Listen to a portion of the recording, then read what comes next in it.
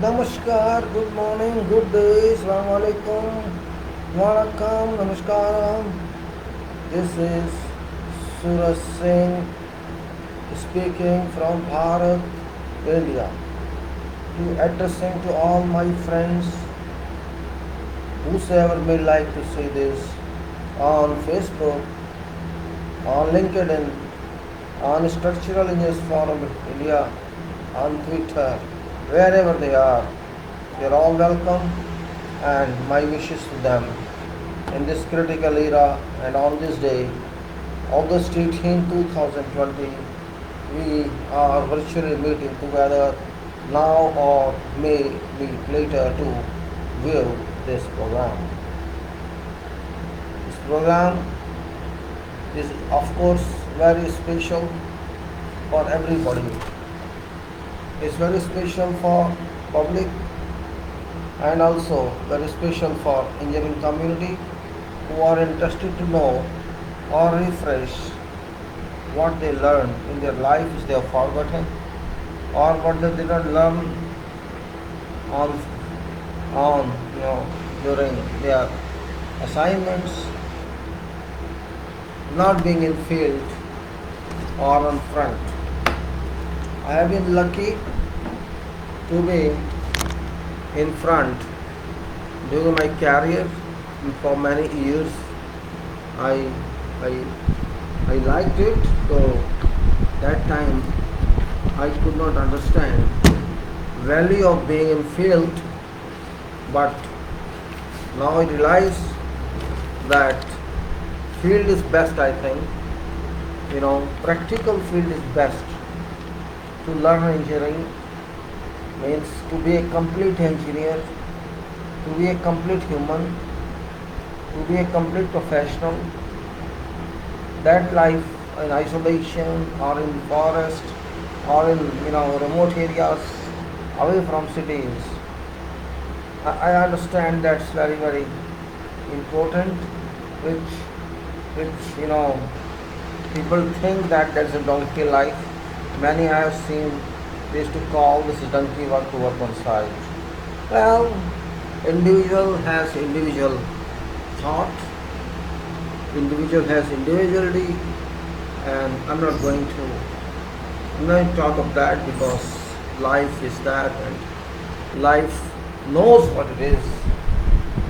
Life knows what it is, and fact is that those who wanted to avail life at home and who wants to avail life at home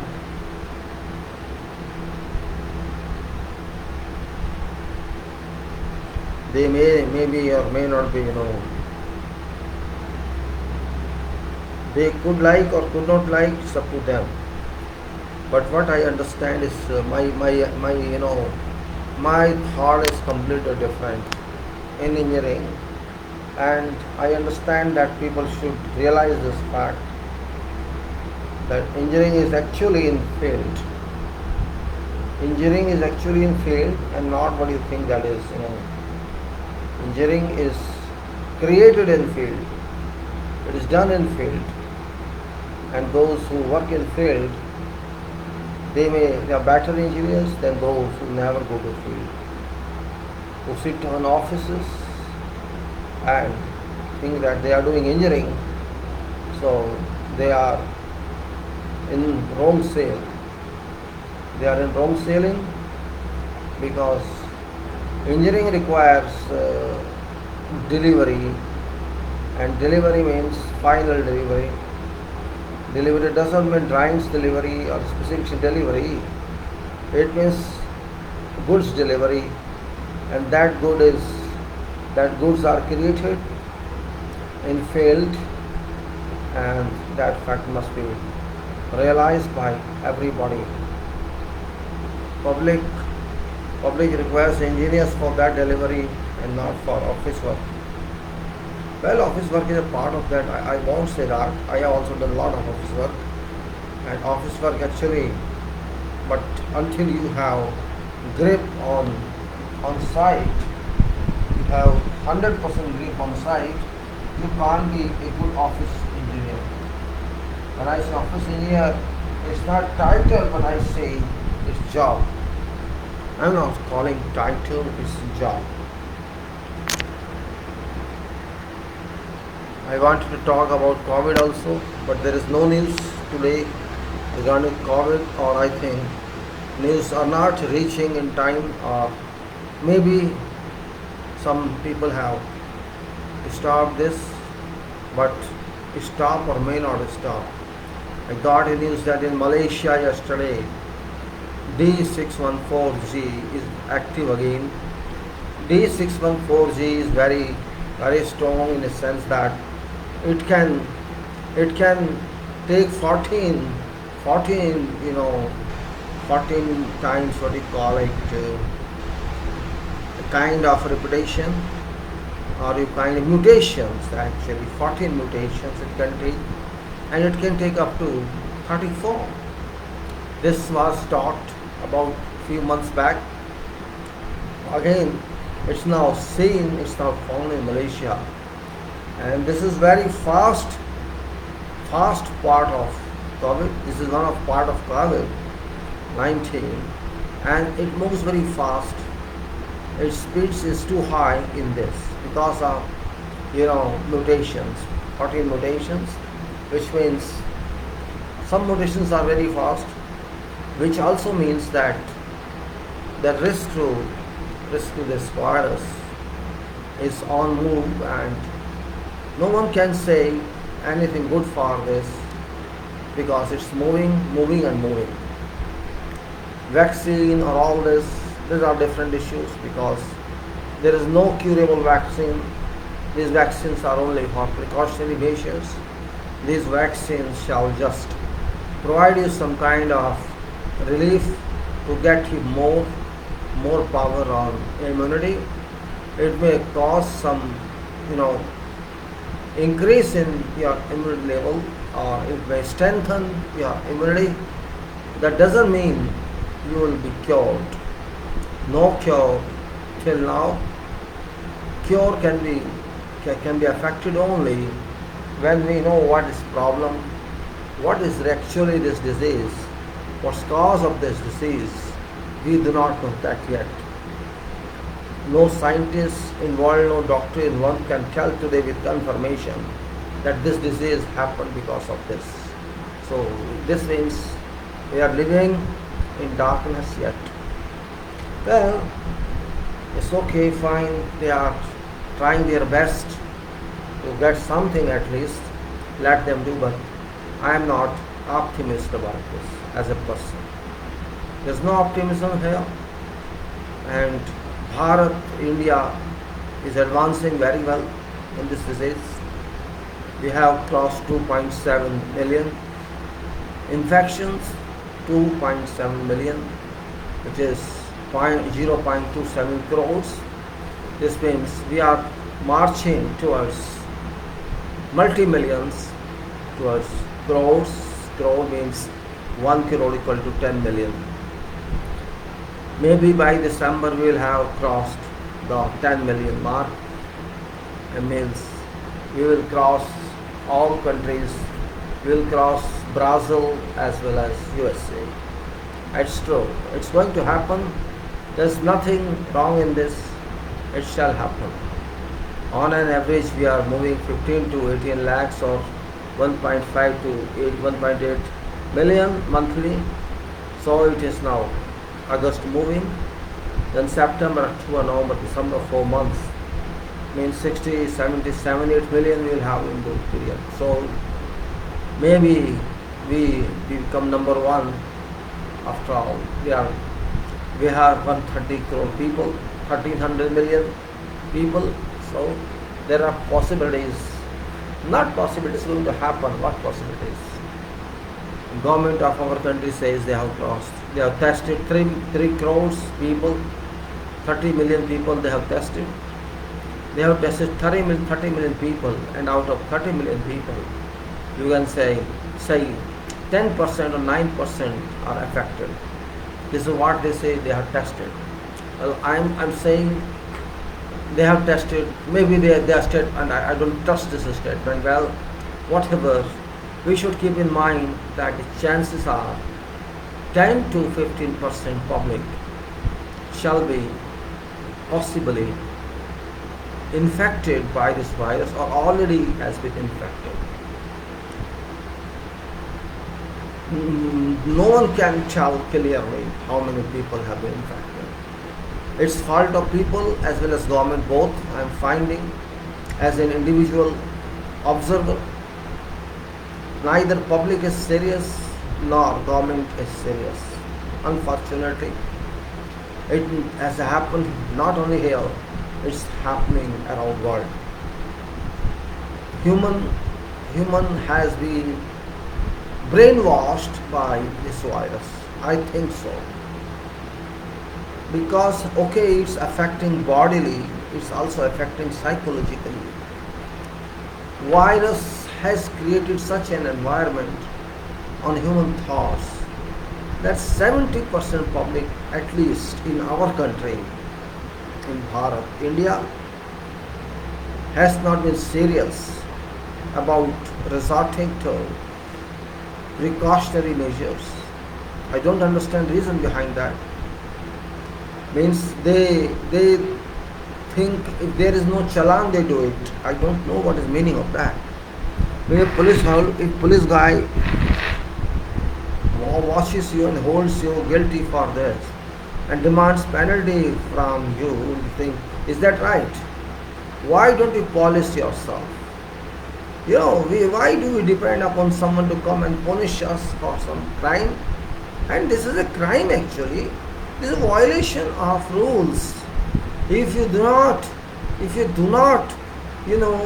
take precautionary measure, this means first of all you are subjecting yourself to a problem, and then you are acting against public interest. You are not caring about public, because your virus can transfer to someone else or can stay in air and somebody else can pick it up. So why don't you think that you are indirectly going to harm someone? That's the point of seriousness, but our people do not realize this fact. All sections of people I am seeing, maybe shopkeepers, vendors, walkers, all. Those who are, I'm not talking about those who are sitting in air-conditioned rooms, because they shall certainly be infected by this virus. Nobody can save them. Those who are traveling by AC cars, or those who are sitting in AC rooms, bungalows, AC bungalows, and they shall certainly be infected by this. No power can save them. This is my prediction. Because they are subject to attack of virus due to, first of all, environment they are living in. They are living in temperature of 20 degrees, 15 to 27 degrees, which is good enough for virus to. Virus can enter through AC from air, and it can thrive, and certainly those people are going to be affected. And those people who are on road or the streets, they are not that high profile economically and standard wise, but they think, I'm not fearful of this virus. Now I'm surprised. I went to watch repair individual yesterday to Sean's Chaos, and I had some problem in watch. And I asked him to wear a mask. He told me, young boy, I don't worry about this virus. I'm not scared of this virus. I told him, who's telling you are scared? Or I am also not scared. Question is not of being scared. Question is, use your mind. Why you want to say I'm not scared? Who is scared?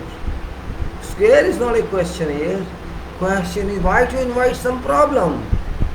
To whom you are saying I'm not scared? I am also not scared, but I am using my mask. So what's your problem? Means I don't know why ego has come in. I saw many shops, 80% people on shops. I saw confectionery shop, sweet seller, no one is using. Other shopkeeper, no, They are selling products to be consumed and they do not use masks. How can we trust them?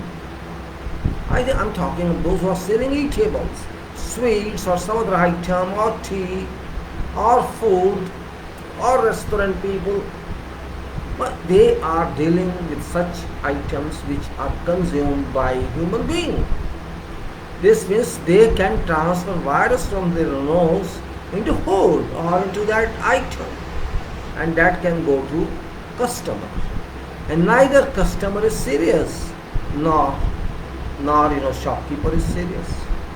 So what should be done in that case? This is a question to understand.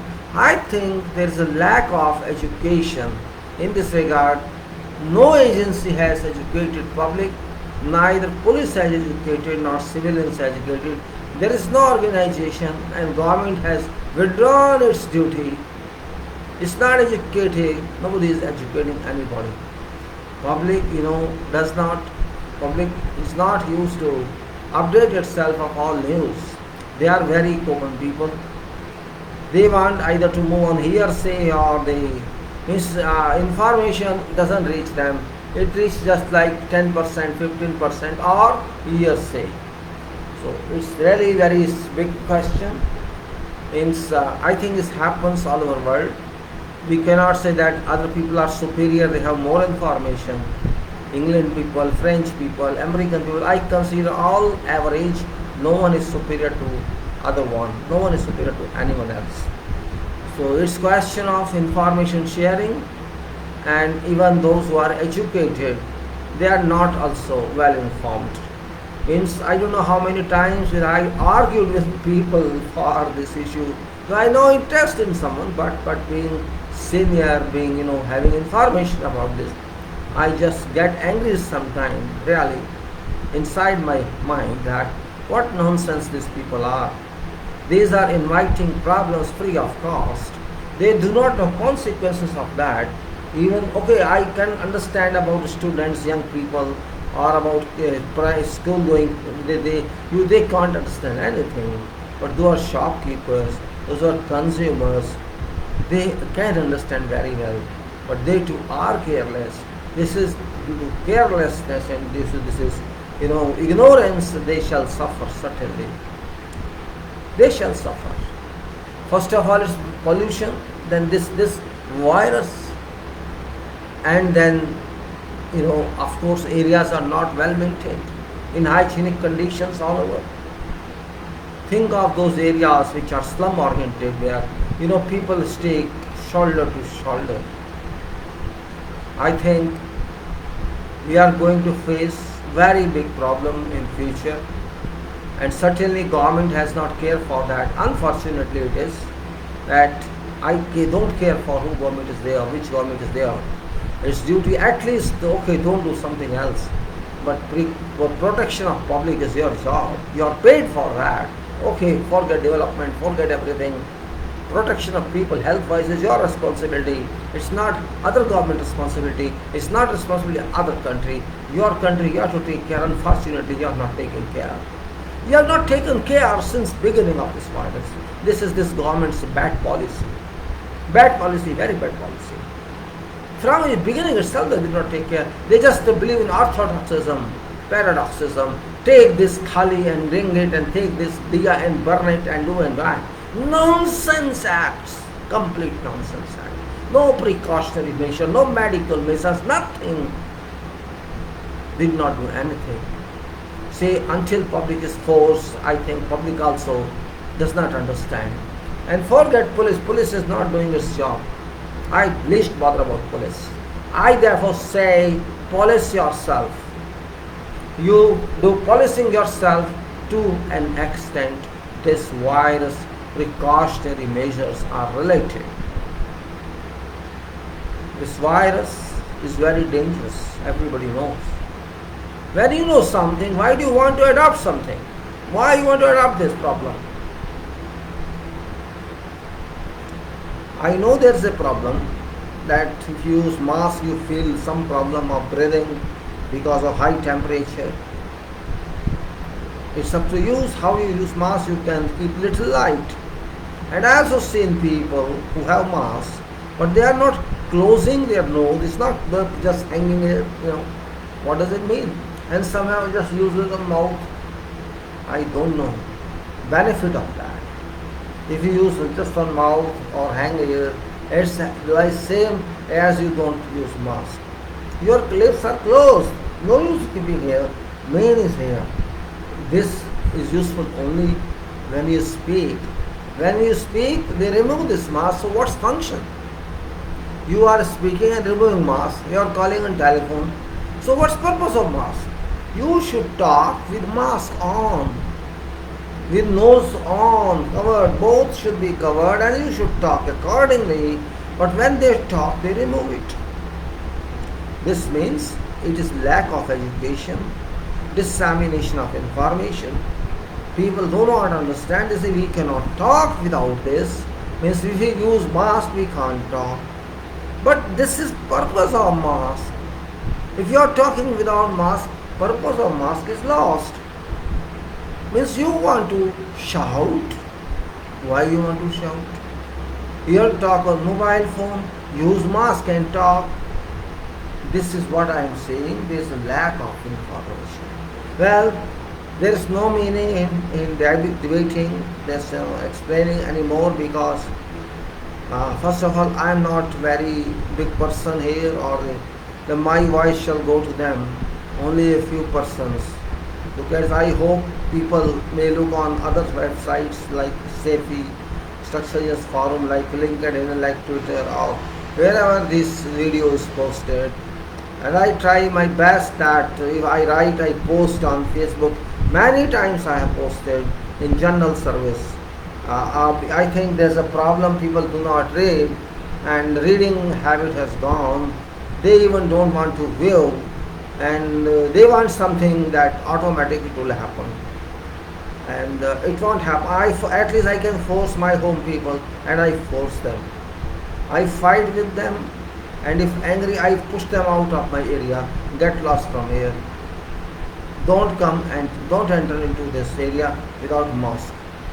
See, people are crazy. They are psychologically impacted. Actually, this is a fact. Brain has been broken. Brain power has been broken by this virus. I think this virus was active before on psychological impact, and it has done it. Now it's doing body impact.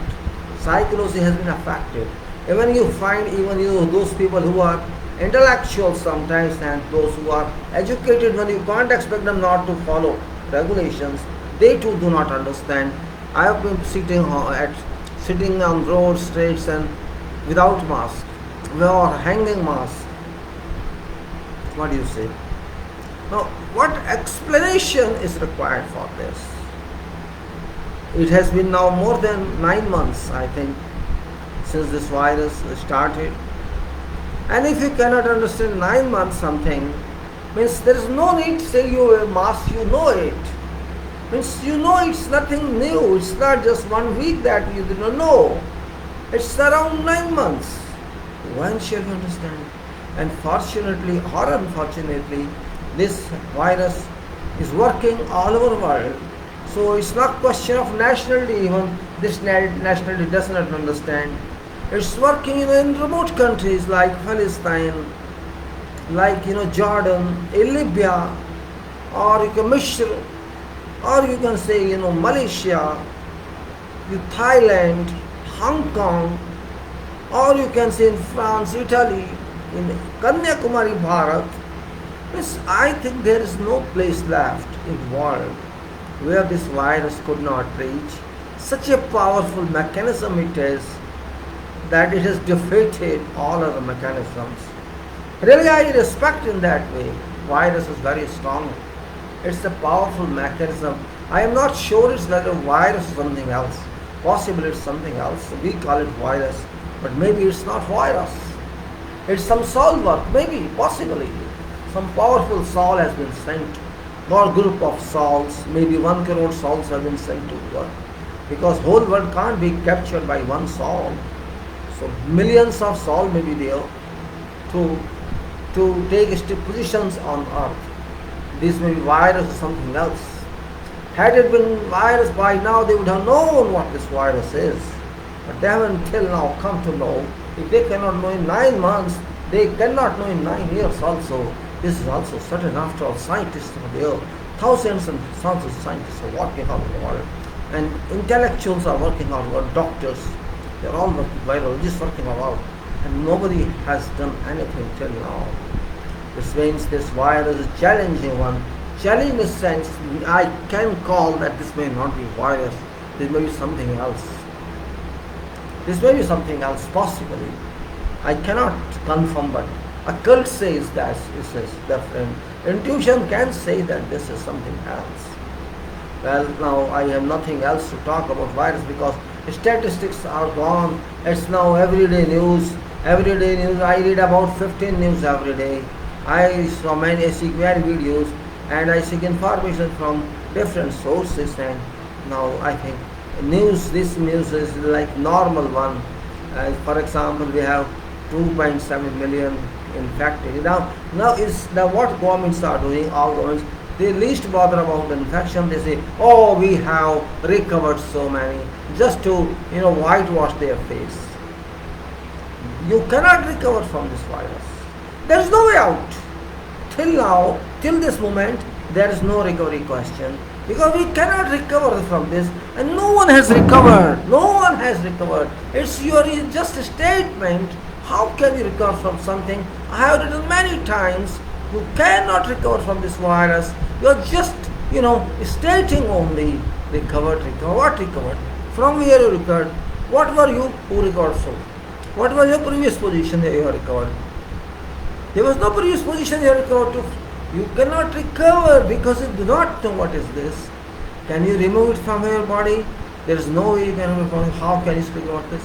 Yes, you can say, yes, we have come to the same immunity level where it started from. Our immunity is back. That much you can say, not more than that. But if you say virus is gone, no. Person who is infected shall face this forever. Till what position is now? Until a curable injection comes in. There is no curable injection so far. Whatever injection is coming, that is not curable. That is only for purpose of protecting you from keeping your intact, your immunity intact and nothing else. This is what I understand from this virus. I actually did not want to talk virus today, but again, happen when something is your mind, is busy in all these affairs. Sometimes, I don't take good sleep because my mind works. I don't know why my mind works. As God knows, I cannot say.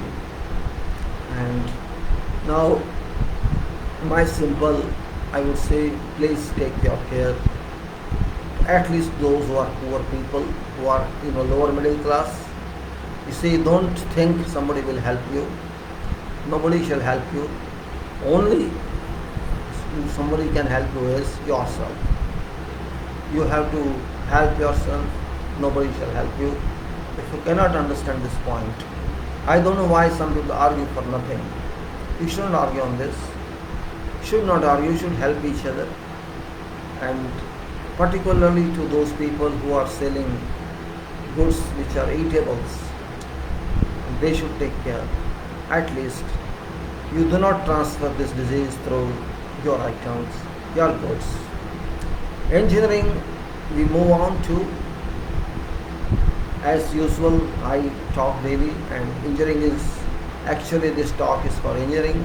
Now we focus on some national issues because there is no specific national issues now. Because nobody is working, all are sleeping, I can say. Our government has surely failed. It's not because of which party or not party. I should say, now I am finding that there is nothing happening in this country. Nothing is happening because of virus, and then because of fall in economy. And I expect some good person maybe there in our government. There is no one at all. Today I can say that there is no one in government of this country, or not only in this country, in other countries as well. But I am concerned with my country. There is no one leader in government who can claim that they understand problems of this country and solve those.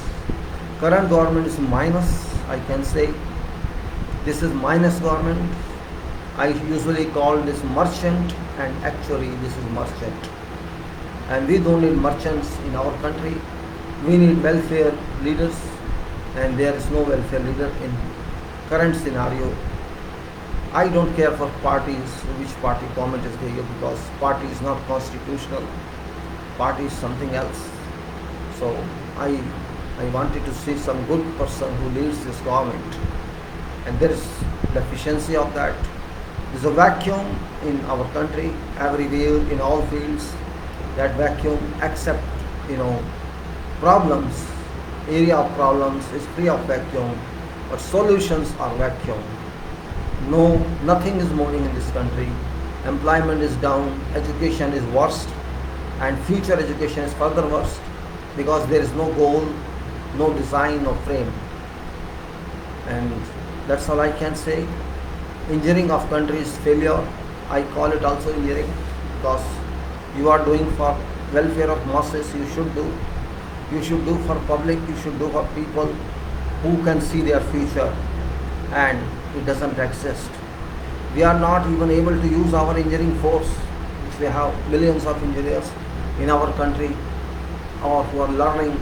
We are not even able to use them, and we have actually destroyed them, to be very frank. We do not know what status of education we should have at this moment. There is no system, no policy, no framework. And when education is down, future is down. Education is down, means future is down. There is no meaning of education if education cannot be utilized. Engineering is related to society. Engineering is related to whole world. Engineering is not country oriented. It's not society oriented. It's not community oriented. Engineering is oriented to world development. I should not say our development. I should say world development. We have to develop world, and we have to think about that. We have to develop world means we have to take care of Earth, lithosphere, which we have not taken so far, and it's because of many reasons. I cannot say one reason. Pollution is one part, but there are so many other parts which are not taken care of. Pollution is rising, everybody knows, and this virus has also caused pollution because of plastic abuse. Masks also will add to pollution because people throw them. So what I say, engineering is not only for physical development, it's also for spiritual development, for development of air, development of everything. Environmental engineering, previously we used to call public health engineering. Now it's environmental engineering, which includes public engineering and public health engineering in this. And this is also very vast field nowadays, very relevant field to understand, to know. Because I am a civil engineer, of course by education, by profession, but once you enter your profession and move on and you reach to a position, then you are specialized in civil, but even in civil I am not fully specialized, because no one can work on all subjects, no one can work in all disciplines. You can work either in buildings or on roads or on environment, or you can say on structural design, or you can say you can work in somewhere in estimation or tendering or bidding or valuation, like that. So one cannot be everywhere. You may say you are a civil engineer specialist, and you are specialist in that, further specialist in that, which you have experience of. And so my experience, fortunately I have experience in various fields because of my being in contracting field and also in government field for 3 years. I don't consider PhD government here in Delhi for 6 years, the beginning of my career. I don't include that period to my experience. I cut out that period, because that I don't consider an experience, professional experience. I least bother about that one. But what I learned other than that, I consider an experience. So I can say I actually worked in Delhi up to 1980. So up to 19, I'd leave that, then further on 20 plus 20, 40 years I can say. I can consider that experience wherever I worked in, overseas or here. I here did not work much on sites as a professional, except I consider my home, my sisters, some structural and whatever writing work I do here, whatever structural consultancy work I do here, and whatever work I worked overseas, I consider all those as my experience, whether good or bad, or results or doubts from experiences. I value only those, I bring into my consideration only those experiences, and that's what I say my choice is, my line is. Now, engineering is one part, as many, every time I say I repeat and repeat and repeat. You may be feeling why I repeat every time. This is not good, but repeating, I'm not repeating actually. When I start speaking, I speak only what comes to my mind, like improvisation. I don't plan or pre-plan something, because planning does not work all time. When mind works, planning remains behind. Remember, power of mind planning is much superior to that of plan on paper. Planning does not work when your mind works. Your mind crushes all planning and it moves very fast. Because there is a parallel plan in your mind which you also don't know. Because mind checks everything automatically, which you also don't know what it's checking about. And mind forces you to accept that, which you don't know who is forcing. This is my experience. Mind is such a power which cannot be assessed by a normal professional. Normal engineering experienced person or health experienced person or whoever else other than these two top professions, no one can understand what mind value is. Mind is, wealth, I can say, not monetary health, but some monetary wealth, but it is wealth that is yours own. This wealth is your bank. No one can pull out this wealth. This is that wealth. You should be proud of that. You should have pride in yourself if you have mind. And if you don't have excess mind, then you are not a rich person. You may be having billions of dollars, but if you don't have mind, you have nothing. In Dharma we say, there are Devis in Dharma, that is Lakshmi and Saraswati, like that. We consider them as our powers, Dharma people consider these Devis our power. They have done more, but these are more than, these are more valuable, because people believe in either wealth or they believe in knowledge. But people believing in wealth are 95%, more than 95%. Those who believe only in wealth means all kinds of wealth. And there are only, I think, less than 5% people who actually work for society, to upgrade society. Wealth means you spend wealth and that's all. Either you say wealth makes wealth, you can say that.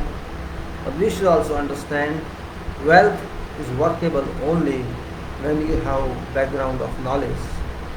If you have wealth and if you don't know how to use that wealth, you would destroy that wealth. You will spend that wealth somewhere which should not be spent accordingly. You can spend that wealth as such, which is not right way. So when I say, when you have some power, you should also have a controller on that power. Otherwise that power go away in vain. Power doesn't stay forever, remember. Wealth is a power, but it doesn't stay forever with anybody. But remember, knowledge, wealth, if once earned, it doesn't go away. But it's not easy to earn knowledge. Knowledge comes from books, also from experience. Book knowledge is limited, but experience knowledge is unlimited. When you acknowledge experience, you analyze on that automatically. You are forced to analyze that. When you do something somewhere, and you are an intelligent person, you are a professional, let's say you are an engineer, then whatever you work, you will not do blindly. When you are working using your mind, you will not do blindly. Even if you work on field or in design, you shall think many times to make some decision, to do some adjudication of your work, and only then you will design. And even after adopting that, you will think on that, review on that yourself. That's very important point I'm saying. My only alternative question is, suppose you have wealth and you want to spend that wealth. How will you spend it? You don't have any program. You may say, I will start this industry, I will start that industry. But to start that industry, you need something. You need knowledge of that industry, how to do this, what is that technology I'm going to use. So that needs knowledge, that needs what we call Lakshmi and Saraswati. This is Saraswati, or knowledge you can say. Why you call Saraswati? This is not a Devi actually, you can say. This is a kind of power. Vati, remove Vati is used for ladies. So Vati you can remove, and same way from there you can say Lakshmi is not Vati. Vati means what we also call this, when you say it's kind of honor. So if you say Saras, let us say Saras and Lakshmi, then say Lakshmi itself is luck of money. You may say English like that by Tukka Baji. That is Lakshmi means lux, or you can say Lakshmi is lux, or lux means illumination. When you say lux is a unit of electrical light illumination. How many lux there are in library, how many lux in your bedroom, how many lux in your drawing room. That's a unit of that. So use something that gives life, something that gives you light in your life. You are delighted, that's wealth. Wealth gives you some superficial light. How you are rich in wealth, how many houses you have, what car you are using, what type of clothes you are dressing in. That you can say in attraction towards others. You are sending your attraction toward others. So you can say this is superficial, very superficial. You are giving attraction to other people, and the people say, oh, what a beautiful dress he is wearing, like that. So that is Lakshmi. Means you want to show light. I am so light. I mean this much light. But if you see backside of this nice is nothing, and that is Ras. Ras is is actually what that means water or samudra, or you can say jewelry is called samudra. Ras means samudra. Ras, just like Ras al Khema. You can say Ras Lafan. UK means so many rases are there. Ras means juice, water, liquid. So that's why it says Saras. This knowledge of liquid, or this liquid of knowledge, you can say both knowledge liquid or liquid knowledge we have. So it's that knowledge which is represented by name Saras, and that is that outside beaming, that is represented by Laksham. This is my analysis. I don't know how many of you would agree with this, because you have a belief in mind that there is a statue is having a guitar sitting and chanting something. You believe only in that because somebody made that picture and gave it to you of his conception, and actually there is nothing as such. There is no such statue, there is no such shape. This is only water in your mind. Why we say kalpana, just explain, I'm explaining to you from engineering angle, because I analyze, my habit to analyze. When you say kalpana, it's a word in Hindi, kalpana. What is kalpana? You say imagination, hypothetical, but speculation. Yes, that's true. Kalpana means kalpana, pani. What is kalpana? What is kalp? It's a kalpurje. Yes, some part that is used to move water. If say water is there, you want to use that liquid, only power in water is physical power, and on its own, which you do not need any force onto that for application, water moves automatically if it's freely left. If it's freely left without any confinement, water moves on its own, penetrating everything. Penetrating or wetting everything. Water moves. You cannot stop that. Water can seep into dam, water can seep into your foundations, water can seep into everywhere, it can penetrate too. Or it can pass by diversion. it can bypass through diversion. If it cannot penetrate, this means water has that power, and this means your mind, because it is pana or pani, it can enter to wherever you think about, to whatever you think about what you think about.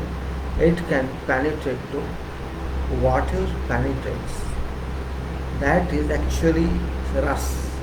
Ras penetrates into something you think about, and then from there it collects information from its structure and gives you. That is important point every one of us should understand. That complete attack by this power, attack by this water into your mind and into your item, or what problem is there, that can give you something which you're searching for.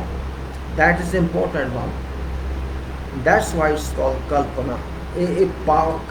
Kalp is a kind of screw. You can say it's a screw like that, some nail, and that is attached to you, and this mind works like that. So that is Sars, I call that way. There's no statue, there's nothing. That's only symbolic, because we cannot understand deep, we cannot understand in depth. That's knowledge. And also Laksham is that you are happy to see yourself in that light. It's you are happy to see that you should be well organized, you should have every facility in life, and you enjoy that. So that's what I say. Engineering is all about that. Engineering works in both ways. Engineering thinks. Engineering starts with thinking. Thinking is unit of engineering profession. Other than measuring units, thinking is immeasurable, but it's measurable also, because it is without measurement. It measures all others. It measures everything except fire, because it fights with fire. Think is very powerful verb. Think, it's verb. Means think. When we say think and thought, think, thought. So it's a verb also. First form think of that verb, and second form is thought. So if you think, you can do, you can get. Now, I'm not saying just think and do it, or do it, not do it. Think is start.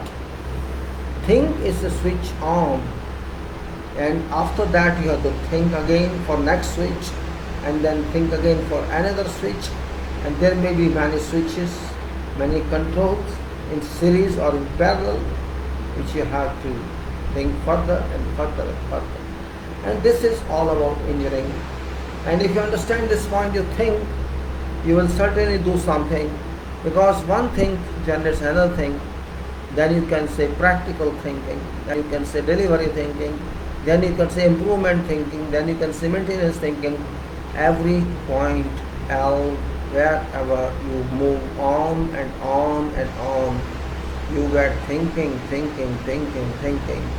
and that's what we think in engineering. You say, oh, I am thinking for deflection of beam, I am thinking for bending moment on beam, I am thinking on this, and there's all those who are thinkers in original time, when they discovered that beams also bend, these deflect, and these also, there is movement in them, forces movement. Who thought? Somebody thought, and then they might have applied mathematically, I don't know, but they might have done. So they were thinkers. Scientists are thinkers and engineers are thinkers. Actually, both are thinkers, not followers. And those are followers, they cannot think, because they only think to follow. More than that they cannot do. They think happy, they act that, oh, I followed this. Their thinking goes to follower. And those who initiate, those who are proactive, those who can say, my fool is to think, they do something in engineering for humankind. Humankind is used to, as I said, everybody is happy if you get Lakshmi. everybody remains happy. But you have noted that that happiness is not pure. That happiness is not solid. That is very temporary. That is very temporary. Yes, you feel you have so many resources, you have this resource and that resource, but still you are not happy. You plan for more resources. You scheme up for, oh, I want to get more resources out of these resources. This means this resource is not going to quench your thirst. This is, but if you have knowledge, you create yourself knowledge resource, and you will feel certainly happy, because that knowledge will talk to you, that knowledge will further guide you automatically. You cannot sit until that knowledge resource remains fine. You cannot say my work is over, my thinking is over, I have nothing more left to think, because this stage can never come in life of anyone. There is no such limit that you say, oh, my thinking limit is over, there is nothing left in this world, so let us sleep. No such section, no such directory, no such thing is available in world that says I am closed. Every directory is open, every dictionary is open. That's what I say. Knowledge can never lock up itself, but wealth can. Wealth can lock up itself. Knowledge is your friend, it goes with you. Wealth is not your friend, it's just a store for you. If you are rich, this doesn't mean you are rich, to be very frank. If one is rich, it does not mean that person is rich, because that value does not go with that person. That person goes without that. And if you go on storing and storing and storing, and you may call yourself, I have this much money with me, this is my money, but that money stays with you only until you alive and alive. Time of death, when you leave this world, this money doesn't belong to you, it goes to someone else. This means this was not your money, and if you have knowledge and you die, that knowledge doesn't go to someone else, it goes only with you, so it's yours. Very simple. What is yours? Your clothes are not yours, your material belongings are not for you, but your soul is for you, and knowledge retains itself in your soul, and soul goes. That's why I consider engineering soul and not simply engineering. Engineer should have engineering soul, only then one can be engineer. If you don't have engineering soul, you can't be engineer. Simple. You shall be only a follow-up person.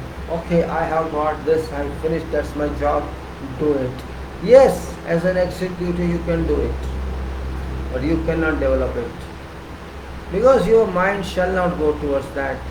So you have no determination, you have no dedication, you are just going to live because you want to make your living out of it. Engineering profession, therefore, I call it engineering profession, but I should not call it profession.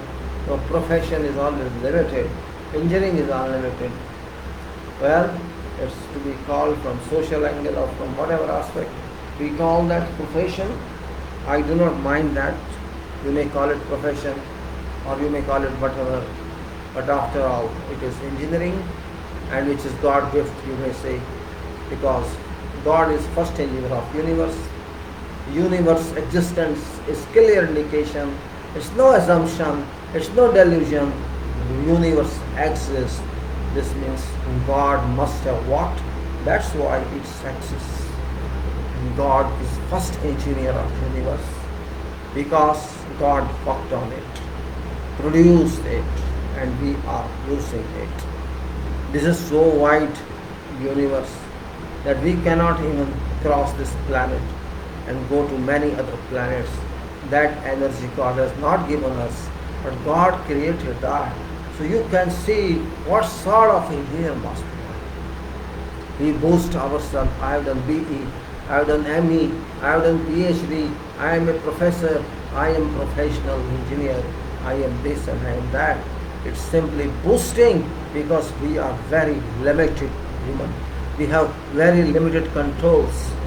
We have not even generated, yes, how to fly. We have not generated that technology, how to automatically fly with your body. Why? We have not generated. Question is that. It's now billions of years this earth has been available and we could not reach there to find how to fly into sky. Birds can fly, we cannot fly. Right? Birds enjoy their life, we cannot enjoy. We can only walk and we don't even walk. We don't even do act of injuring. Walking is an act of injuring. Working is an act of injuring. Everywhere injuring applies, but we do not understand that. We do not understand that. Only understanding is missing. Technology is not missing.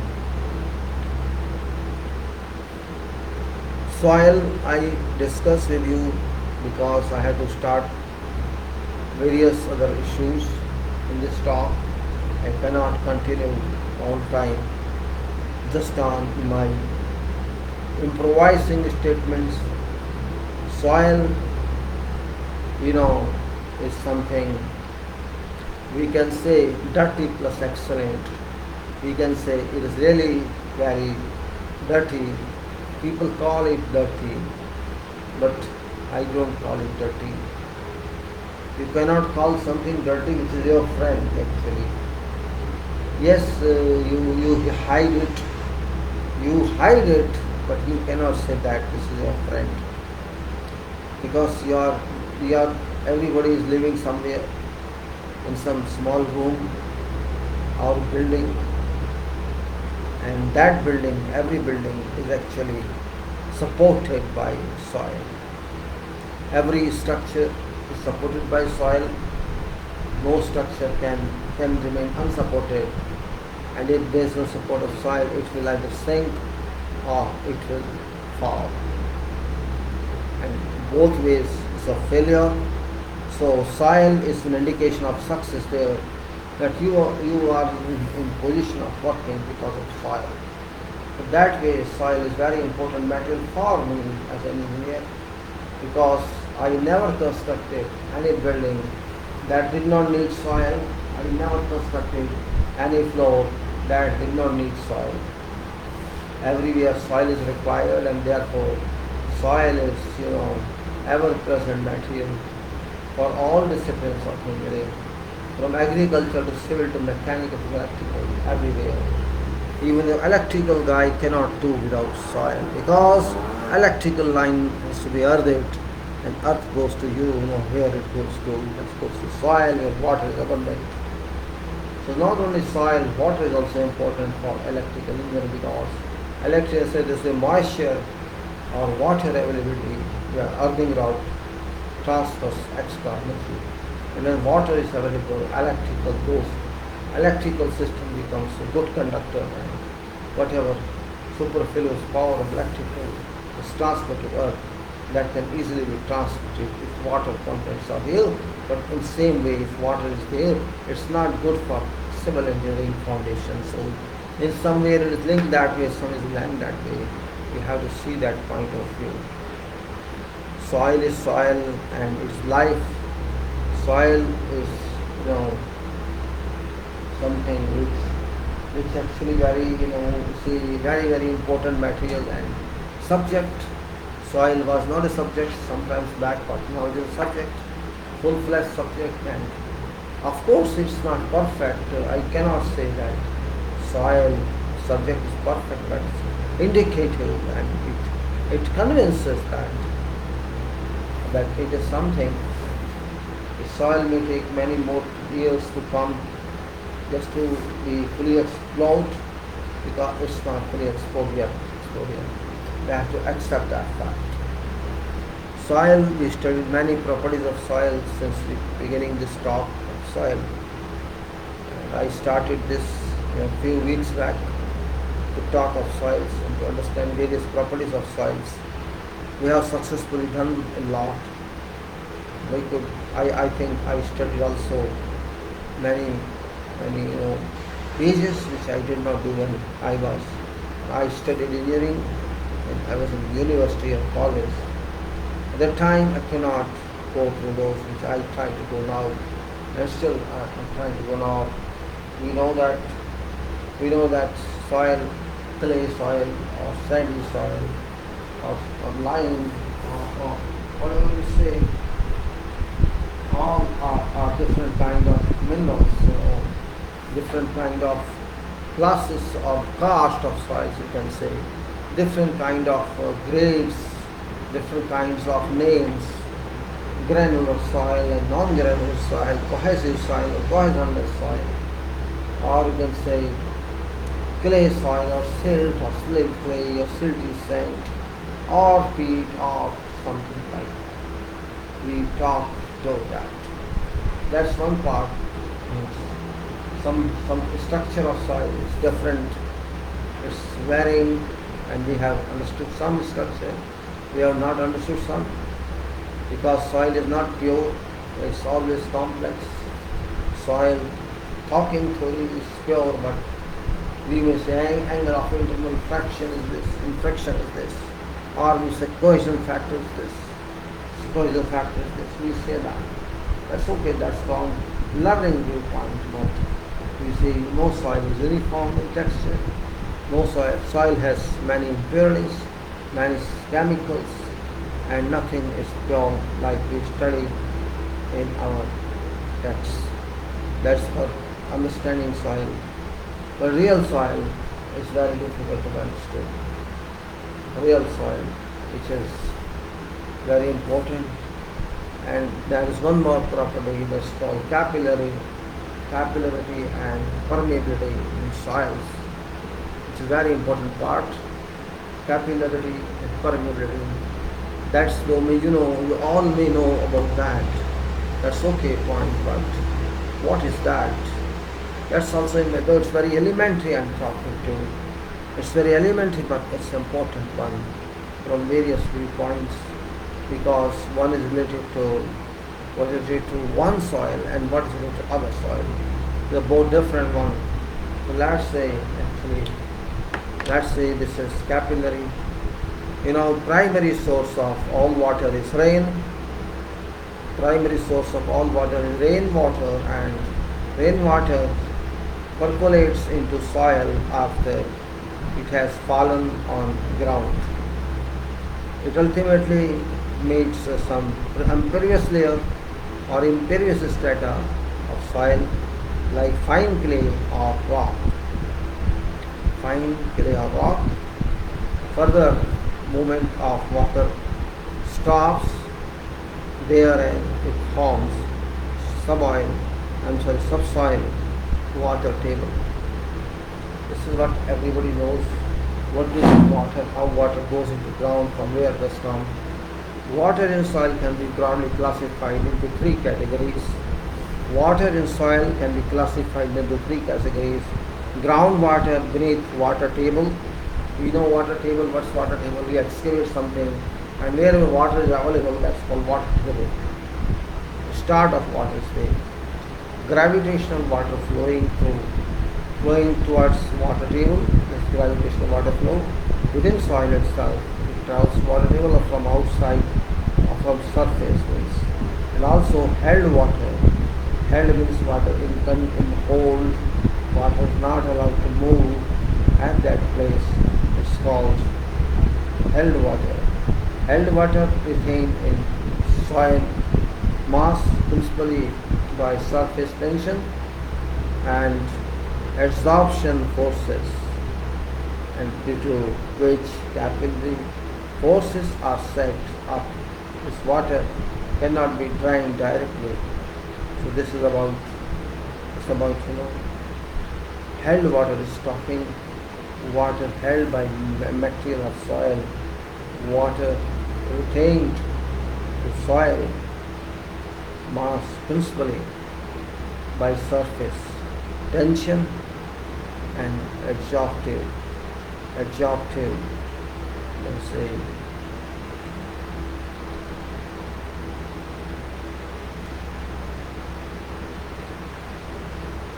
forces, adsorptive forces, and due to which capillary forces are set up, this water cannot be drained directly. What is capillary force? Now we have to understand a little on that, and before that let me take some water. It's already 1 hour I've been talking to you. I think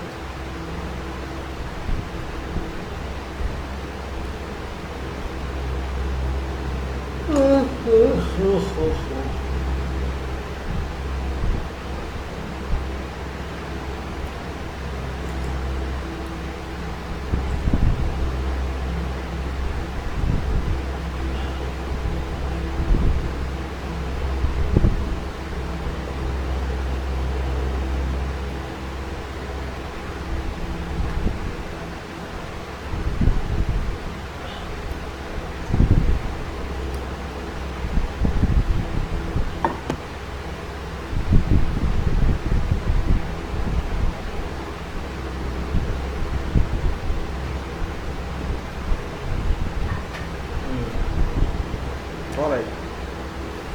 Capillary forces.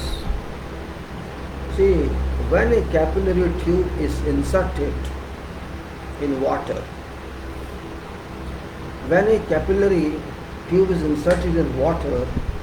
there is some rise and retention of water in tube.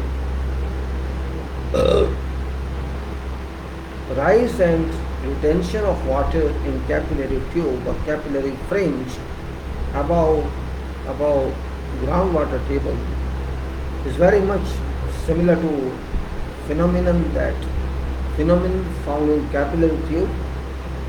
Minute pores of soil act as capillary tubes, and through which soil moisture rises above groundwater table because of this similarity. Theories of capillary tube phenomenon can be very easily applied in soil mechanism also. It's known from knowledge of physics that capillary forces depend upon a number of factors such as surface tension of water, size and conformation of soil pores, and pressure in water in relation to atmospheric pressure. I read again because I broke at many points. I will again read.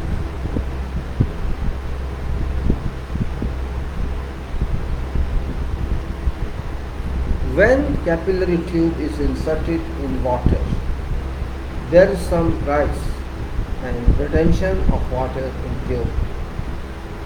Rise and retention of water in capillary fringe above groundwater table is very much similar to phenomenon found in capillary tube.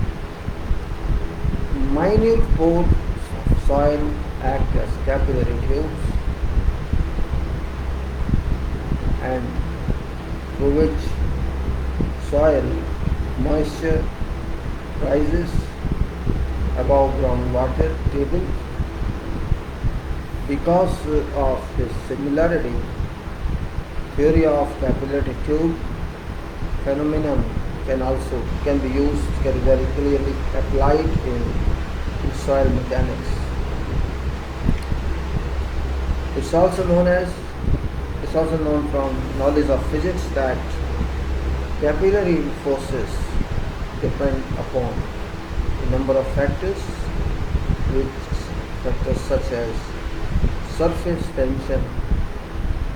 tension of water, size and conformation of soil props, and pressure in water in relation to atmospheric pressure. Surface tension, you know that. What is surface tension? Well, just refreshing, you studied on that in your university. There's no question that you should not know that. You know that very well, I understand.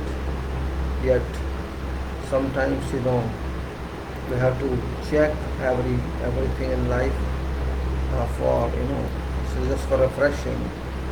Refreshing is very significant, I can say. It's very important, refreshing.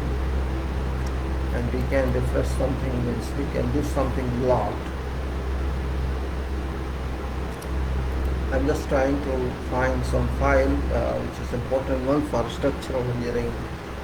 I because that's some house I planned myself a couple of years back, and that's a good one for me, I can say. I do not know where the file was, but it should be somewhere. I'm just trying to see that. It is Lawrence documental complex, and there's something as such you can say. Facility sketches, and this is aeroplane, air and this and all that is all. This is something else you can say.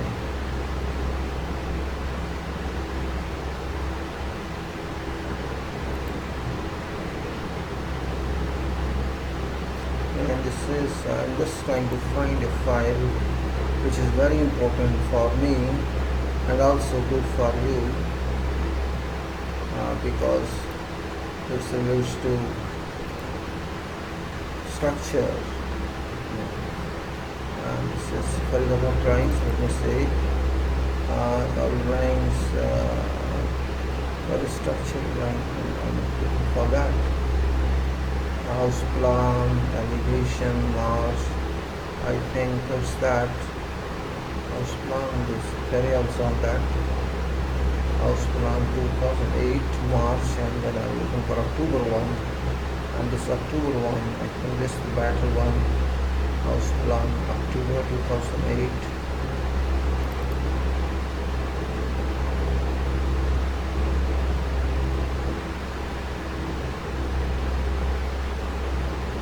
I'm just trying to find a file because that's very important from various aspects. I can share my views with you. That's a good one, but this file is available. I just wanted to share with you the file with, of course, and that's the important one. And if it can help us, I think that will be better for us. And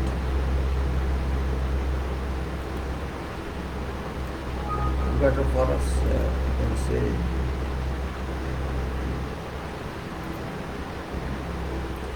This file, this is I'm looking for. I'll talk to you about this file, which is interesting in this way. A file is available in date, so I saw this file now. So I've seen now it's a structure. This structure is very important for everything. I'll show you that. I shared it with some other video, but that was from public viewpoint, not from not from engineering structural viewpoint. And now I have this, and I think I shall have this. It's this is 5 times. I have here I was can say plot coverage area, RCC quantities, RCC foundations, slabs, and frame, and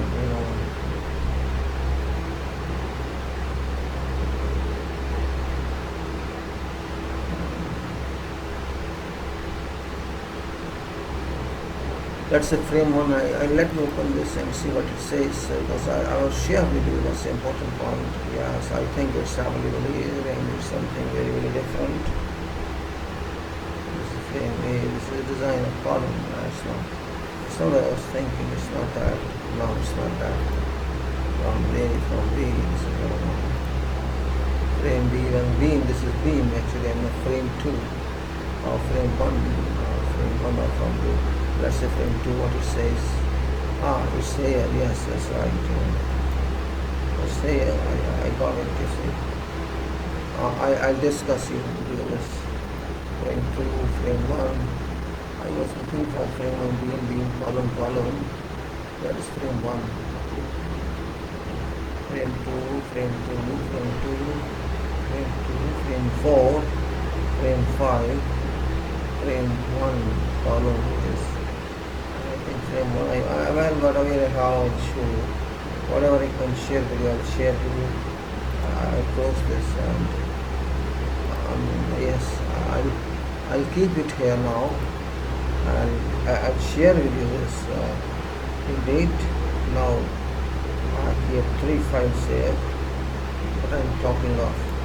Yes, I continue to talk. I'm sorry, I was looking for something which is important for this there. Now let's talk something on this capillary work. Now, what is surface tension actually?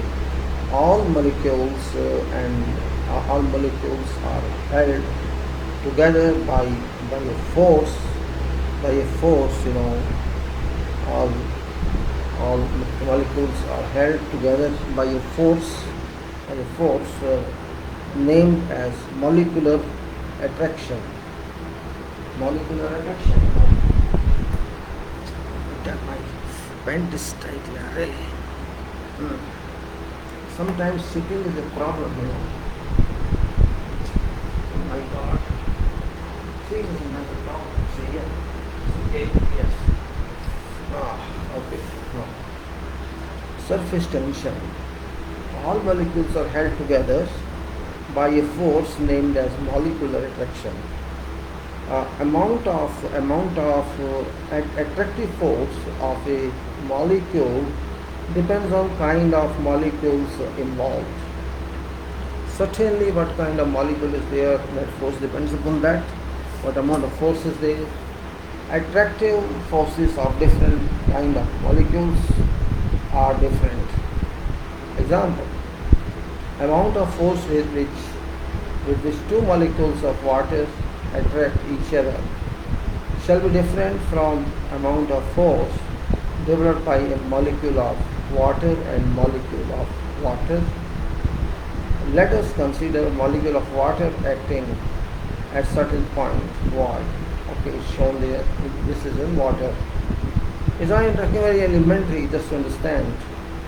Point y is in interior portion of water and point x is at air water.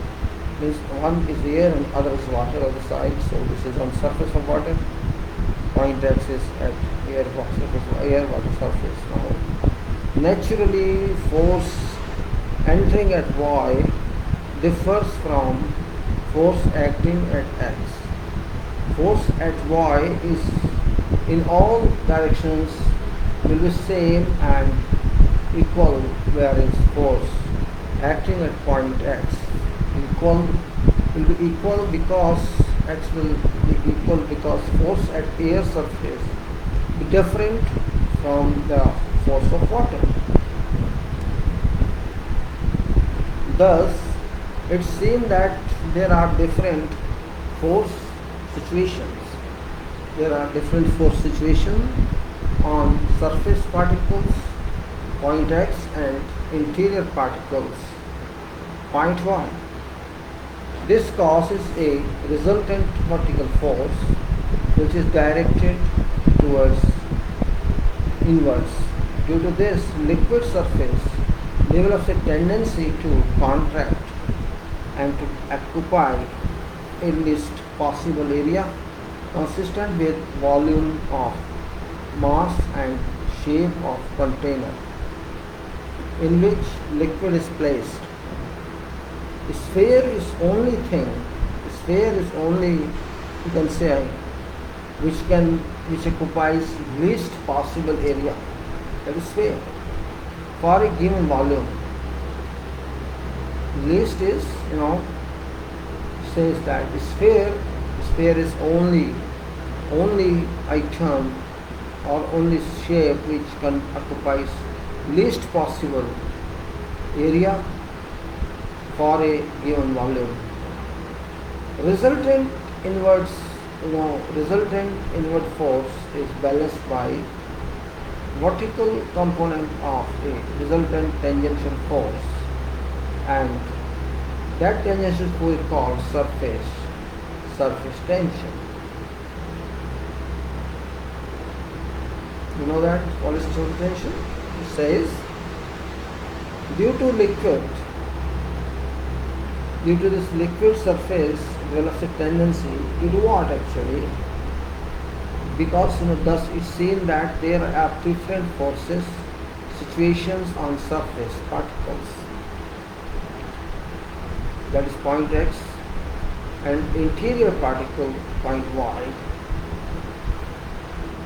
which causes a resultant vertical force which is directed inwards. Due to this, liquid surface develops a tendency to contract and to occupy least possible area consistent with volume of mass and shape of container where liquid is placed. Now a sphere is only, you can say, object which occupies least possible area for a given volume. Resultant inward force is balanced by vertical component of a resultant tangential force, and that tangential force is called surface tension. You can say surface tension. In other words, force required to balance tendency to contract. Force required to balance tendency to contract is called surface tension. Now in this figure, tangential force T, this is here, is surface tension. Surface tension forces act in such a way that surface of liquid behaves as if it were covered with a tightly stretched membrane. Surface of liquid behaves as if it were covered with a tightly stretched membrane. Surface tension can be assumed to be tensile stress in such a membrane. The unit of surface tension is in dynes per centimeter. So this is about surface tension. Maybe I know you know it very well, yet it's no harm if you just see its shape. It's just very small liquid jar and it says what is surface tension. You have gone through this, I know. I'm just doing my job to refresh you what you might have studied in your elementary education of engineering or physics, you can say. It can be both physics and this is what it is about, nothing new, and you know it very well. Okay, no problem. If you like or don't like, that's different. No, my duty is just to refresh always. So that's all I'm saying now. Let's say capillary rise now. When a capillary tube is inserted in a container full of water, which is open to atmosphere, water rise in tube and come to rest at some height above free water surface. This rise is known as capillary rise. Pores of soil mass may be assumed as a series of capillary tubes extending above water table in vertical direction. Principle of physics can be directly applied to soil mechanics regarding capillary rise, because water shall rise in fine pores of soil in same manner as given in this figure. A container full of water is shown capillary tube has been inserted and water rises into capillary tube by an amount H. HC, this is height of capillary tube, HC, height of capillary tube. Above free water surface, value of capillary rise can be determined by equating force which holds water up in tube to weight of volume of water above free water surface. So R, let us say R is radius of circular capillary tube in centimeter, and gamma to say surface tension. Oh no, sorry, T I could not see because T is surface tension of liquid in dynes per centimeter, and HC is height of capillary rise in centimeter, and you know this is gamma W. Here is gamma W is density of liquid in gram per centimeter cube. Density of liquid. Now HC is height of capillary tube and gamma W is density of liquid in gram per centimeter cube. G equal to acceleration due to gravity. So we have R, we have T, we have SC, and we have gamma W, and we have G, acceleration due to gravity. Then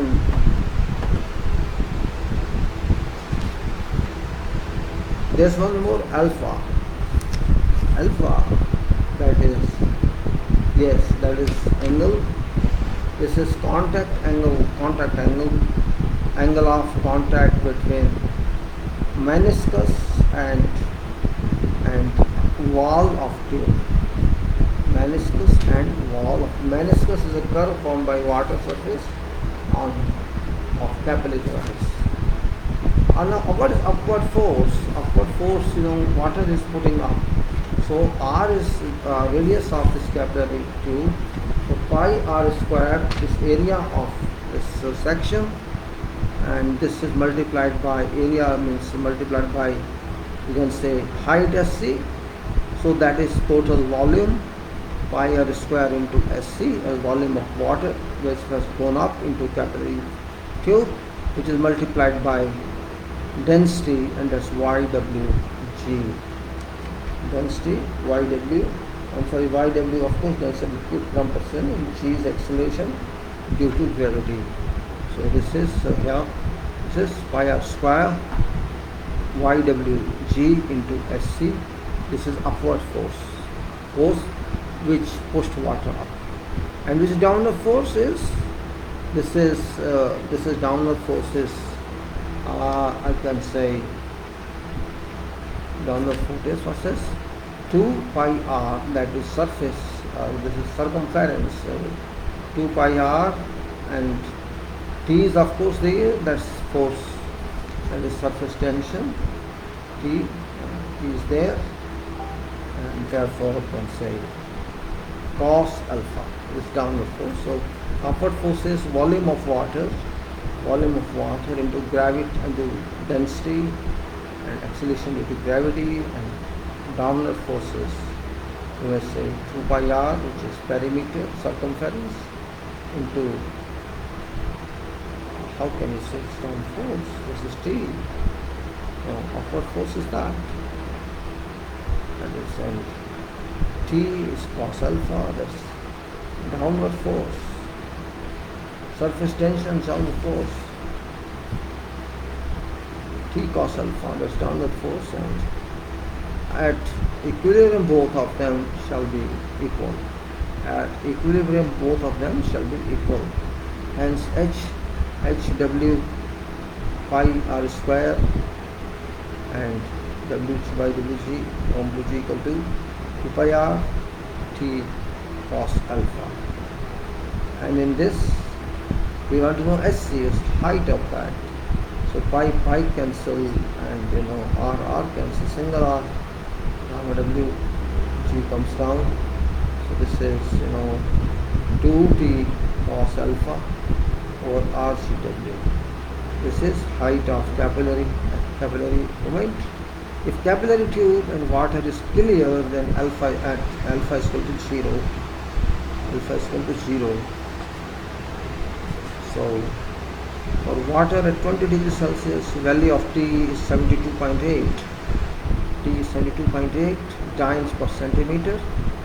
Value of T and G is equal to 980.7 dynes per centimeter.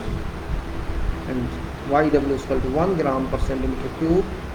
In that case, substituting value of equation, and this is HC equal 0.15 over R centimeter.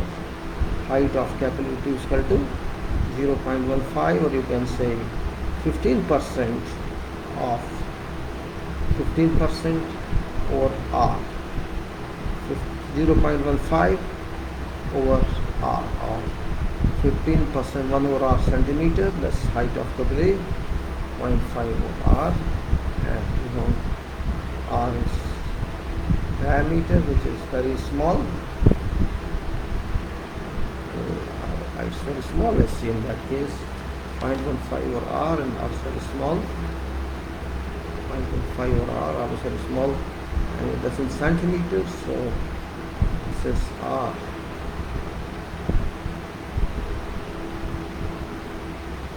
Value of 0.15 says here, put down like 2, T is 22.8 and G is 98.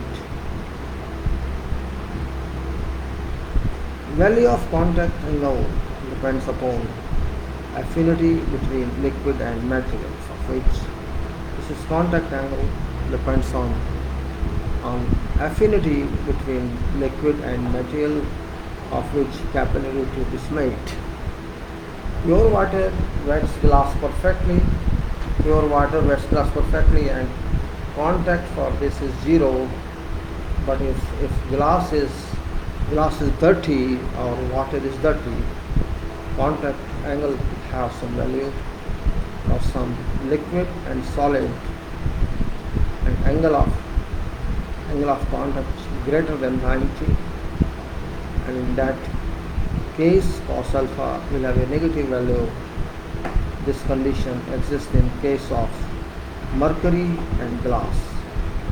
It's well known that mercury is depressed when a glass tube is inserted in container of this liquid. So we can infer that capillary characteristics of soil be very much influenced by chemical and mineralogical composition based because it will have great influence on value of contact angle.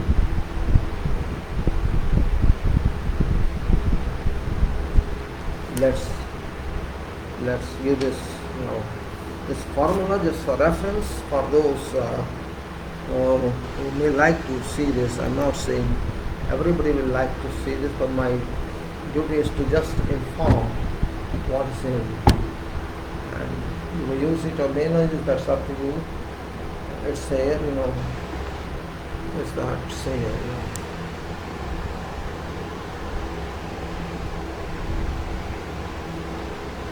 the formula.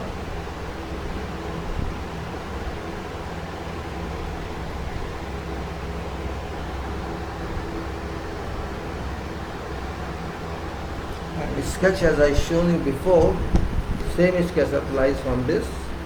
Again I just show you because you might have forgot the same sketch here.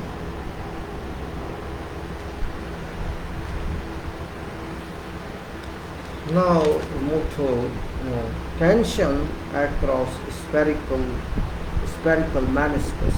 That is tension across spherical meniscus. So I'll discuss this capillary potential, and then I think we have to go to permeability, and that's all I think.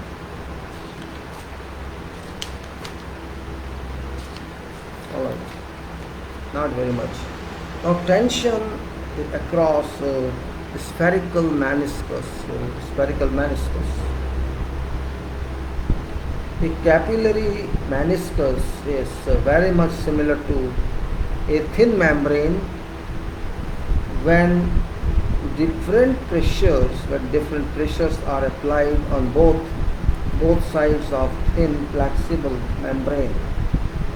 When different pressures are applied on both sides of thin flexible membrane,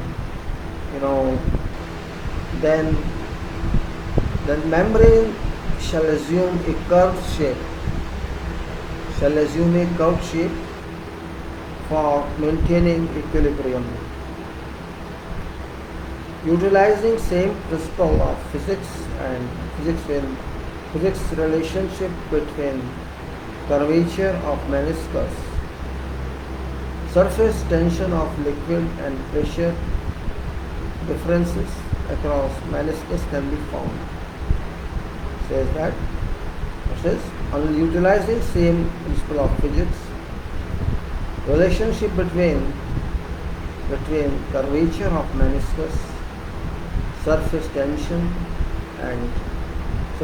of liquid and pressure difference across meniscus can be found. And this is now reached half section of this meniscus in this circular capillary tube.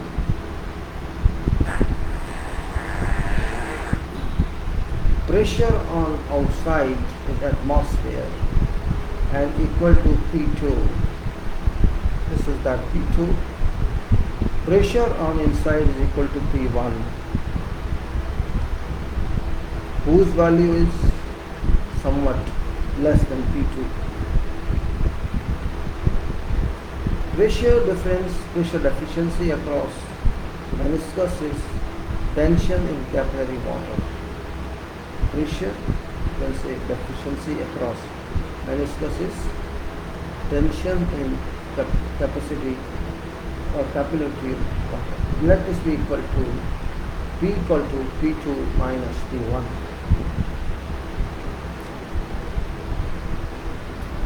P equal to P2 minus P1.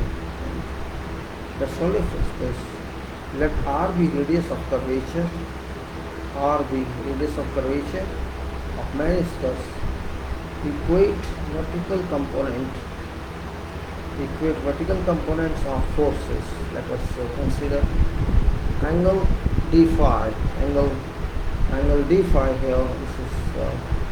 This is one way of taking this d phi here. Okay, this phi, d phi. Okay. Angle d phi. This radius at that place shall be r sin phi.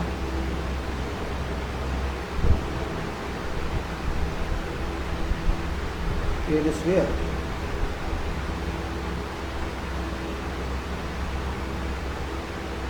says that r be radius of curvature, and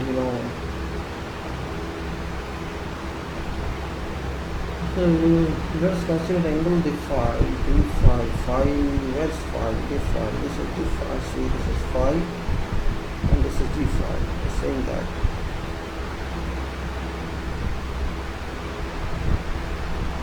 Angle, let us consider angle d phi. Radius at that place, shall be r sin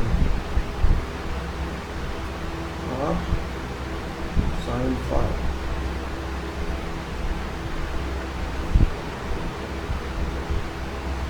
And circumference 2 pi r sin phi.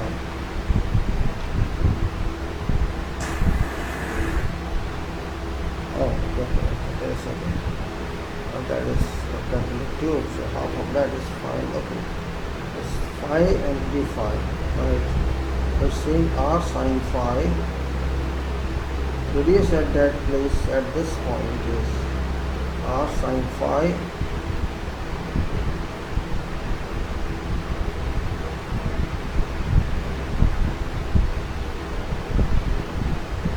This is radius at this side.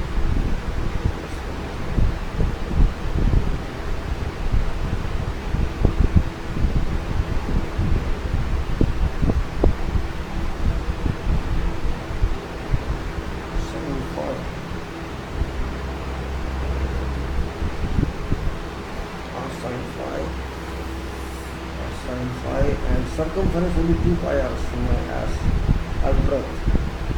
So r d phi.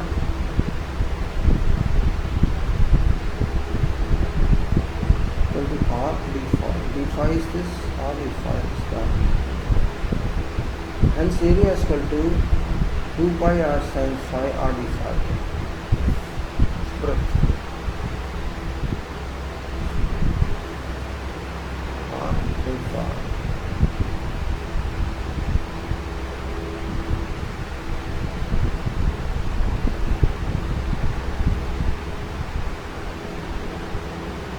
Pi r square sin phi d. Pressure at area is equal to P 2 pi r square sin phi d phi. Vertical component is 2 pi r square P sin phi d phi cos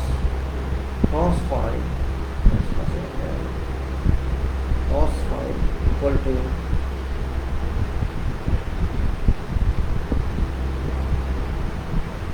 giving limits from 0 to theta,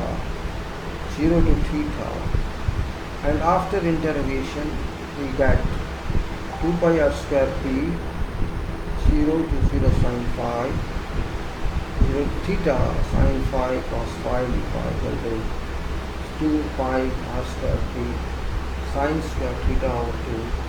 Forces due to vertical component of surface tension equal to 2 pi r sin theta p cos 90 minus theta. 2 pi r p sin square theta. Force shifting 2 between 3 and this is equal to that. So we cancel this and this.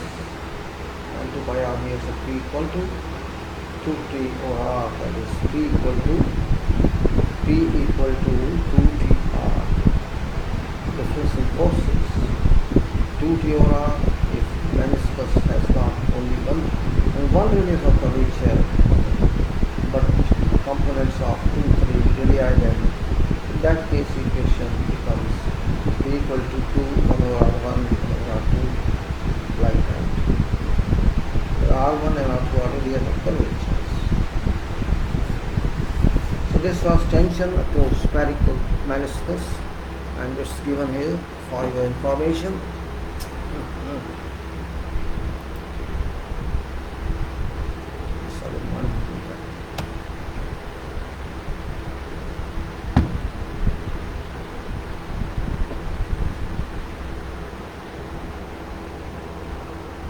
This is that half section of capillary.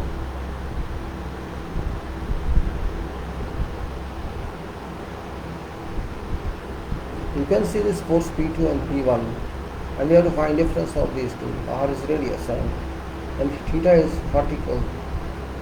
Theta is angle vertical to center of fluid to that R of meniscus end, and you have to see this calculation here by integration. You have to understand that, and it's already there, but just for your refreshing, everything is refreshing, and you have here solution to the application.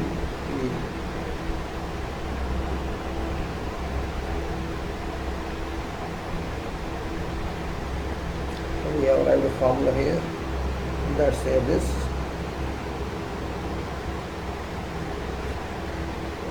And ultimately, this is P equal to 2t over r. That's where it is, and we have varying changes. So we have to see. We got value of P, which is difference of P2 minus P1, and that's all this. So this is capillary potential. I can again, I think there's no this formula you can know, because I can see just repeat P2 and P1 difference we have to find, P2 minus P1 we have to find, and that's actually important here. We have to find P2 minus P1, and this R is radius of curvature Rn, and of meniscus and equate vertical components of forces. Let us consider angle d phi. Angle d phi is here, this angle theta, so this you can say phi and d phi. There are two angles to differentiate into, one is phi and one is d phi. These are angles. Radius of that place will be r sine phi, here, and r sine phi, and circumference will be 2 pi r sine phi as breadth, and r d is equal to r d phi. So r d phi, I can say r is phi, and radius and area is equal to 2 pi r sine phi, 2 pi r sine phi, and d phi, and d phi equal to pi r square sine phi d phi. Pressure at that area will be the same. Area is this, the P into that. This is pi r square sine phi d phi. The vertical component is 2 pi r square. If P is what component, the pressure at area is this. So vertical component is 2 pi r square P sine phi d phi into cos phi, and 2 pi square P sine phi cos phi d phi. Limits are 0 and theta, and integrate this, the 2 pi square P out, and sine phi cos phi 0 theta, and sine phi cos phi integration is then sine square theta over 2, limit 0 to theta, force due to vertical component of surface tension, and that is 2 pi r P sine theta into P cos 90 minus theta, 2 pi r P sine square theta, and equating these two you get, and the equating is force due to vertical component of surface tension. This is equal to P equal to 2P over R, or if many forces are there, P equal to T over 1 over 2 1 over R over R2. This is what we say, force of capillary action. It's called tension across spherical meniscus. Now you go to capillary potential. Capillary potential is soil has attraction for water. When we are talking is soil has attraction for water. Soil has attraction for water, and it has a tendency to draw water even above water table. Attraction which soil has for capillary water can be expressed quantitatively by capillary potential. Capillary potential is defined as work required to pull a unit mass of water from a unit mass of soil. It has been found that capillary potential at whatever point is soil is numerically equal to tension in soil water at that point, but is of negative sign. As if size capillary potential, you can say psi is equal to minus P, and that is equal to P into 1 over R1 plus 1 over R2. It's same, you can say it's same, minus P. Capillary potential is negative quantity and cannot have value greater than 0, because pressure in capillary water is always less than atmospheric pressure. It can be expressed in grams per centimeter square or cm head of water. Capillary potential is sometimes also termed as soil suction. I repeat this because this is definition and must be understood well. Soil has attraction for water and it has tendency to draw water even above water table. Attraction which soil has for capillary water can be expressed quantitatively by capillary potential. Capillary potential can be defined as work required to pull a unit mass of water away from unit mass of soil. It has been found that capillary potential at any point in soil is numerically equal to tension in soil water at least at that point, but is of negative sign. If size capillary potential then psi is equal to minus P. Soil equals to minus P. This is capillary potential psi is equal to minus P is equal to T over on our R1 plus R. Capillary potential is negative quantity and cannot have value greater than 0 because pressure in capillary water is always less than atmospheric pressure. It can be expressed in grams per square centimeter or centimeter head of water. Capillary potential is sometimes also termed as soil suction. Now PF scale for expressing capillary potential, PF scale, and that is experiments found that value of capillary potential is potential of soil goes and increasing over entire moisture range. Its value rises from 0 at saturation to many hundreds of kilonewton per square millimeter in completely dry soil. This large variation in numerical value necessitates the use of logarithmic scale if it is to be considered as a whole. PF scale suggested by Schofield is widely used for this purpose. If capillary potential is expressed in terms of length of a suspended water column, common logarithm of this length expressed in centimeter of water is equivalent to PF. While value of soil moisture, PF value of soil moisture, thus PF value of soil can be defined as common log of capillary potential expressed in centimeter of water. This table shows relations between PF scale and capillary potential. It will be seen that owing to log nature of unit, and PF is equal to 0, even then value of capillary potential is not 0. Let me prepare this PF scale. This is for capillary potential measurement, and this is experiments have proved that in value of capillary potential of a soil goes on increasing over entire moisture range. Its value rises from 0 at saturation to many hundreds of kN per square millimeter in completely dry soil.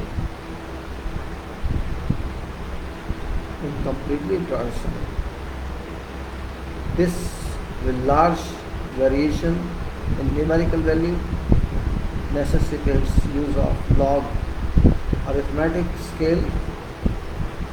If it is considered as a whole, PF scale suggested by Schofield is widely used for this purpose. If capillary potential is expressed in terms of length of suspended water, if capillary potential is expressed in terms of length of a suspended water column, common log of this length expressed in centimeters of water is equivalent to PF, value of soil moisture. Thus, PV value of soil can be defined as common logarithm of capillary potential expressed in centimeters of water. Shows a relationship between PF scale and capillary potential. It will be seen that owing to log nature of this unit, where PF is equal to 0, 7, even then value of capillary potential is not 0. There is a table PF 0 to log increasing infinity and this is the centimeter of water, 10,000 lakh, etc. Then this units per square inch, this much. This is called PF scale, capillary potential. Then it's a measurement of capillary potential by tension meter, and let us do that. Let me show you this table first. Log table of capillary potential. What is capillary potential here? This is here, capillary potential. Hold on, please. I'm taking here. Yes.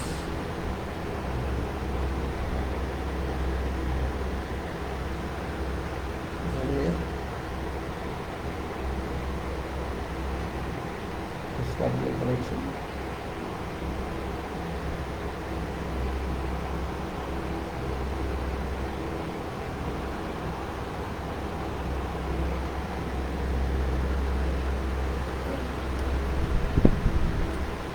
Now, measurement of capillary potential by soil tension meter. It's now 5 o'clock. I'll go to measurement of capillary potential by soil tension meter. Capillary potential can be found out by soil tension meter. Sketch of a soil tension meter shown here. Is apparatus consists of porous ceramic cup,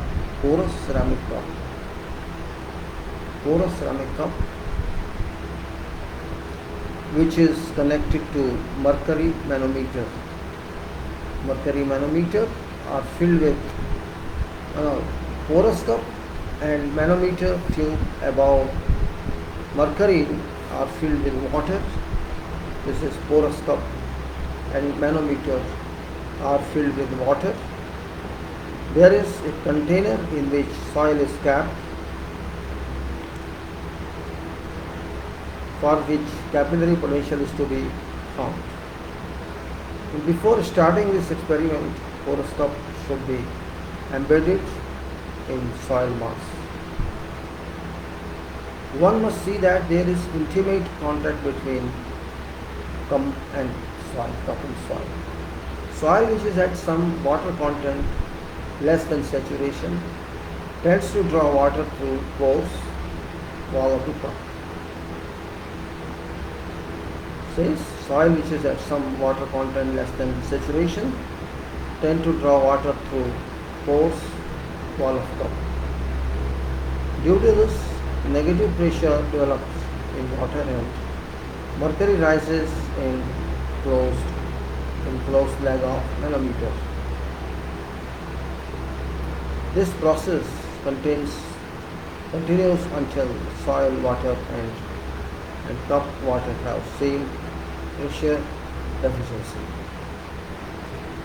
Amount of this pressure deficiency is equal to capillary potential. Amount of this pressure deficiency is equal to capillary potential. What says? Now this process continues. Due to this negative pressure develops in water and mercury rise in closed leg of manometer. Process continues until soil water and cup water have same pressure deficiency. Amount of this pressure deficiency is equal to capillary potential.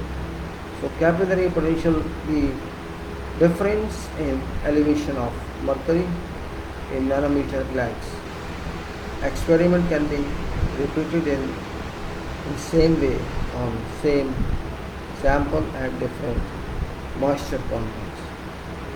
Absorptive curve can be drawn. Typical absorption curve has been drawn. Natural moisture content of soil has been plotted on x-axis and capillary potential in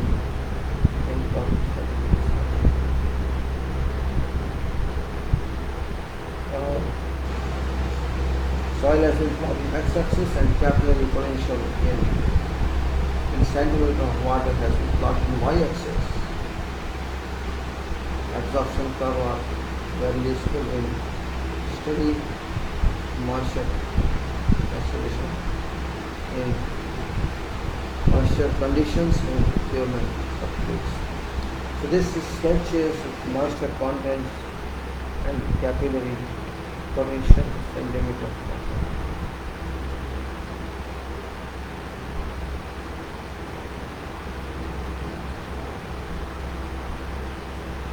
Let's see first of a sketch. Let us show sketch to you. One hand is manometer, which is black, and also this is water container, soil mass container, and soil mass in that. This is a sketch.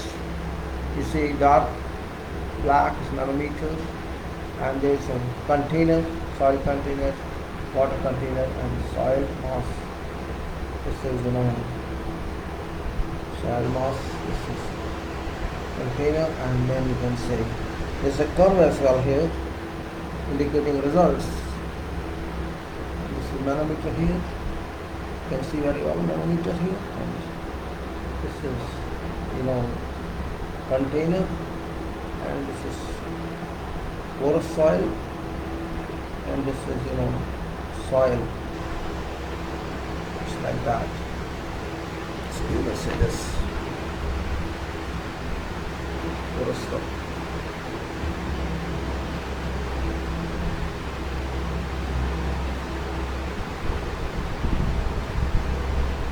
Now this is the moisture content, and here is capillary potential centimeter of water. You see moisture content is less, so capillary potential of water is high, and when moisture content is, you can say, increases, even at 5%, okay, is down to 10 and 20, it's touching down. That's it. What it says is capillary siphoning. Capillary siphoning, and let me just come back after 1 minute. Let me see, I can hold on for some time and be back in 1 minute. That's my regular job. Wait a minute please, okay?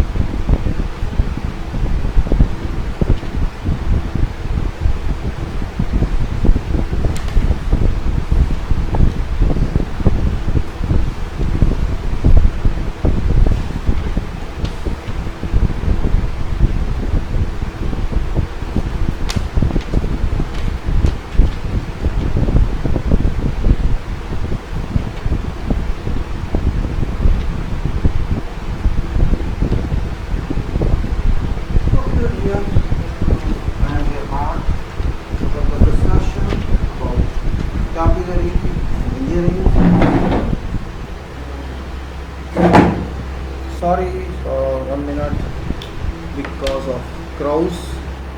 Now capillary siphoning. Capillary forces can raise water against force of gravity not only into capillary tubes but in voids of dry soil as well as into narrow open channels or grooves, or in case of earthen dams.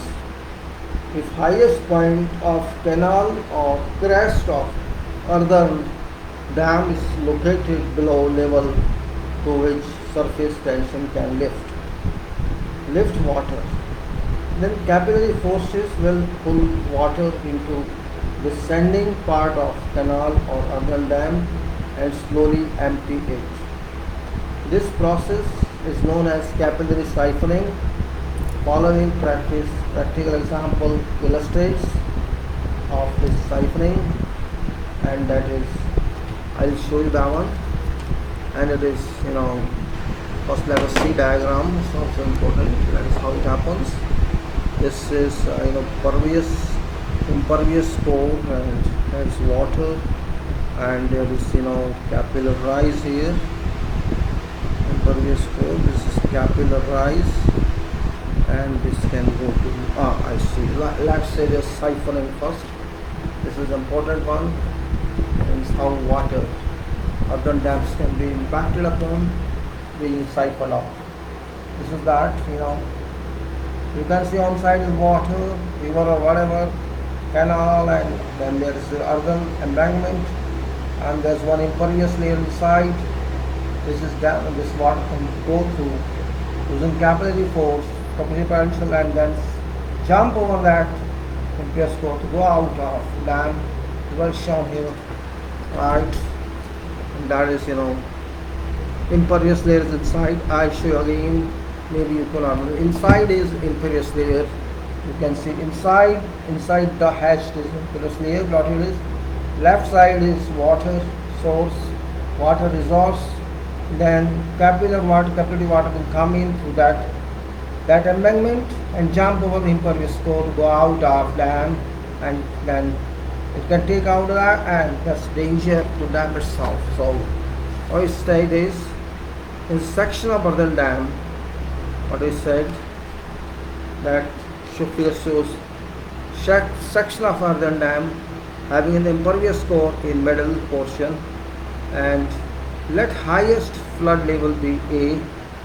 Water slowly percolates into body of dam, and then capillary water starts rising near impervious core.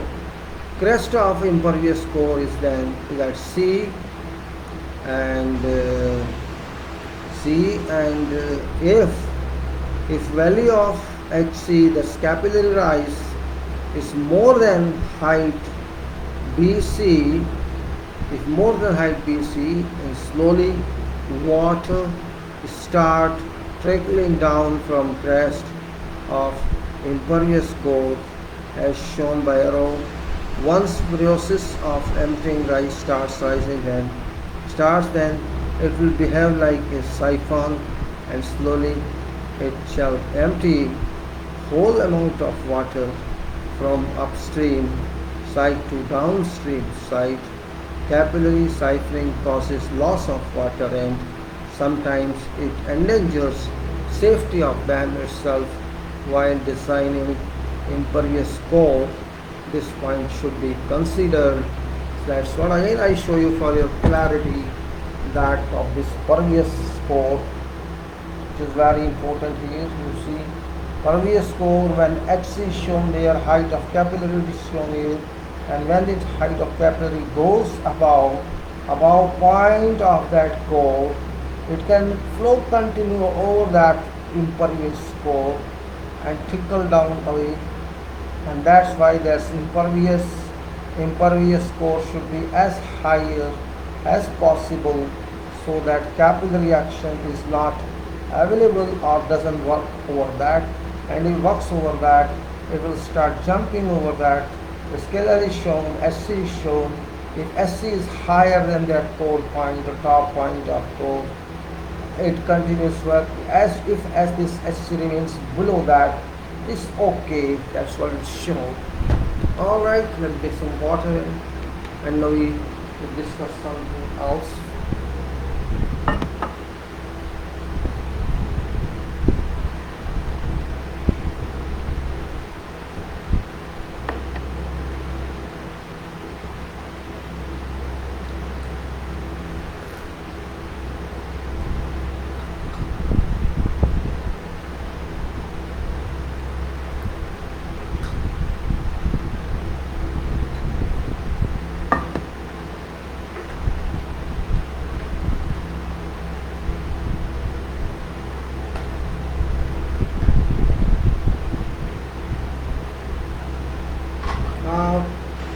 What we have understood today in capillary, let me just rewind, so I want to shift to some design part.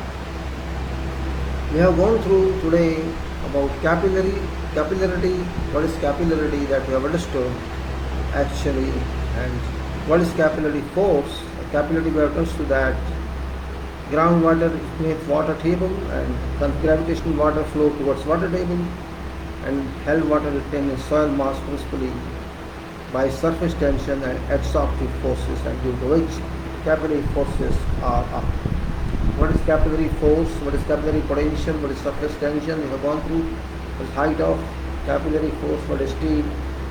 How to balance vertical forces in this capillary area, and we have understood this. And we can also to know that height of capillary is equal to 0.15 r, and r is radius of capillary tube. SC is also equal to 2t cos alpha over RG. And also we have understood tension across spherical meniscus. How to find that? Formula is P is equal to 2T over R. T is tension, R is radius, and P equal to force is equal to P2 minus P1. P2 is higher, which is in air, while P1 is in water, and that's P2 minus P1 equal to P, and P is equal to 2T. R, T is tension, R is radius of this. Point of this point of, you can say, meniscus from some R radius, we can say this meniscus radius, not radius of tube, meniscus radius, that we collect that, and this equal, if there are different radiuses, then P equal to T to 1 over R1 plus 1 over R2, radius of curvature, this radius of curvature, and then you have to see the capillary potential. This is potential, which we call it capillary potential. This psi is equal to minus P, is opposite to that, because capillary potential has, soil has attraction for water, and it has a tendency to draw water even above water table. Attraction which soil has for capillary water can be expressed quantitatively by capillary potential. Capillary potential can be defined as work required to pull a unit mass of water away from a unit mass of soil. It has been found that capillary potential at any point in soil is numerically equal to tension in soil water at that point, which is of negative sign, and therefore the size capillary potential is equal to minus P equal to P 1 over R1 plus 1 over R2, and potential, since capillary potential is a negative quantity and cannot have value greater than 0, because what pressure is capillary, pressure in capillary water is always less than atmospheric pressure. It can be expressed in gram per square centimeter or centimeter head of water, and capillary potential is sometimes also termed as soil suction. The PF scale of expressing capillary potential, we have discussed that. That's PF scale, and that's of capillary action, capillary potential, and that's the center of water of this per square inch, and then measurement of capillary potential, where is soil tensiometer, manometer, and side and container of, and porous cup other side, container soil and porous cup in that, and also then relation between moisture content and capillary potential. Moisture content is less, so you see this potential is high, and if moisture content is more, the capillary potential is lower. And then siphoning, and of course we know example we have seen. We have in this chapter permeability also. I think we should take a little later, because this has many formula with that, and of course certain experiments are So we will take this. This is more important, permeability is more important for us because of discharge of water connected with that. And I just tell you definition of that. Permeability is of a soil. Permeability of soil is a very important physical property of soil, because some major problems of soil and foundations engineering are connected with it. Design of highways, airports, earth dams, construction of foundations of below water table, yield from a well, settlement of foundations depend upon permeability of soil. Hence, its study is very essential. You are already aware that every soil mass has some voids, and water tends to travel from one place to another through these voids. This phenomenon is known as permeability. In other words, permeability can be defined as property of soil mass which permits passage of water through interconnecting voids. Some soils are more permeable and some are less. Gravels are more permeable while clays least permeable. And also laminar and turbulent flow.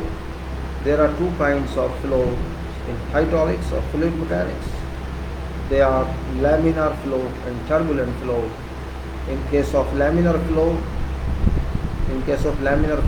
each particle travels along a definite path and never intersects path of neighboring particles.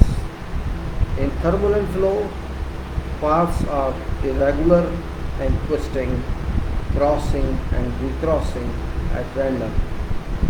Reynolds conducted a number of experiments on flow through pipes and has shown that for particular pipe there is certain velocity above which flow is turbulent and up to which flow is laminar. In case of flow through pipes, when the Reynolds number is less than or equal to 2000, the flow is laminar, and when the Reynolds number is more than 2500, the flow is turbulent. Range between 2000 and 2500 is transition state between laminar and turbulent flow. In most of problems in soil mechanics, flow is laminar flow.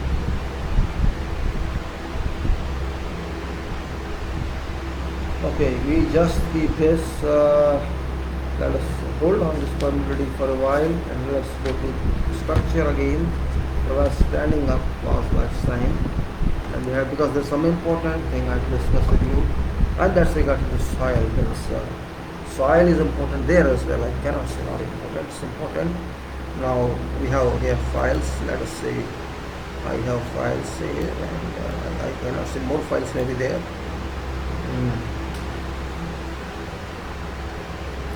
Let us first see what I can do. Let me hold on a little please, and let's go to what I say here.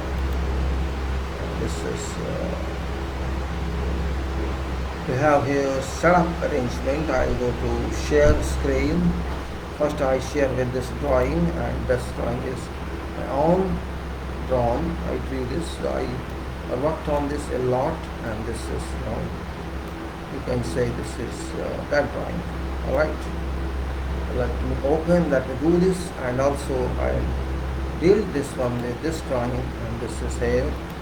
This is contents list lanes. This is frame 2, and I just like to deal with one kind first, so not all on time.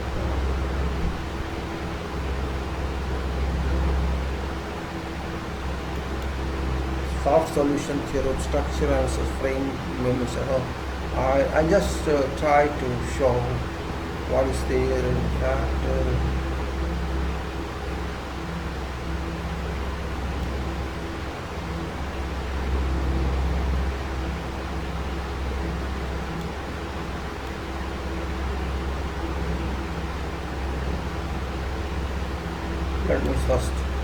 share this. I'll share this now and start. First I'll share this AutoCAD. Okay, share.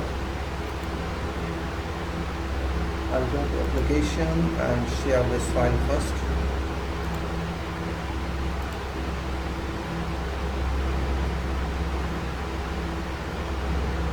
Shared. So I'll go to this file. This is my I'll go to this file, the share one.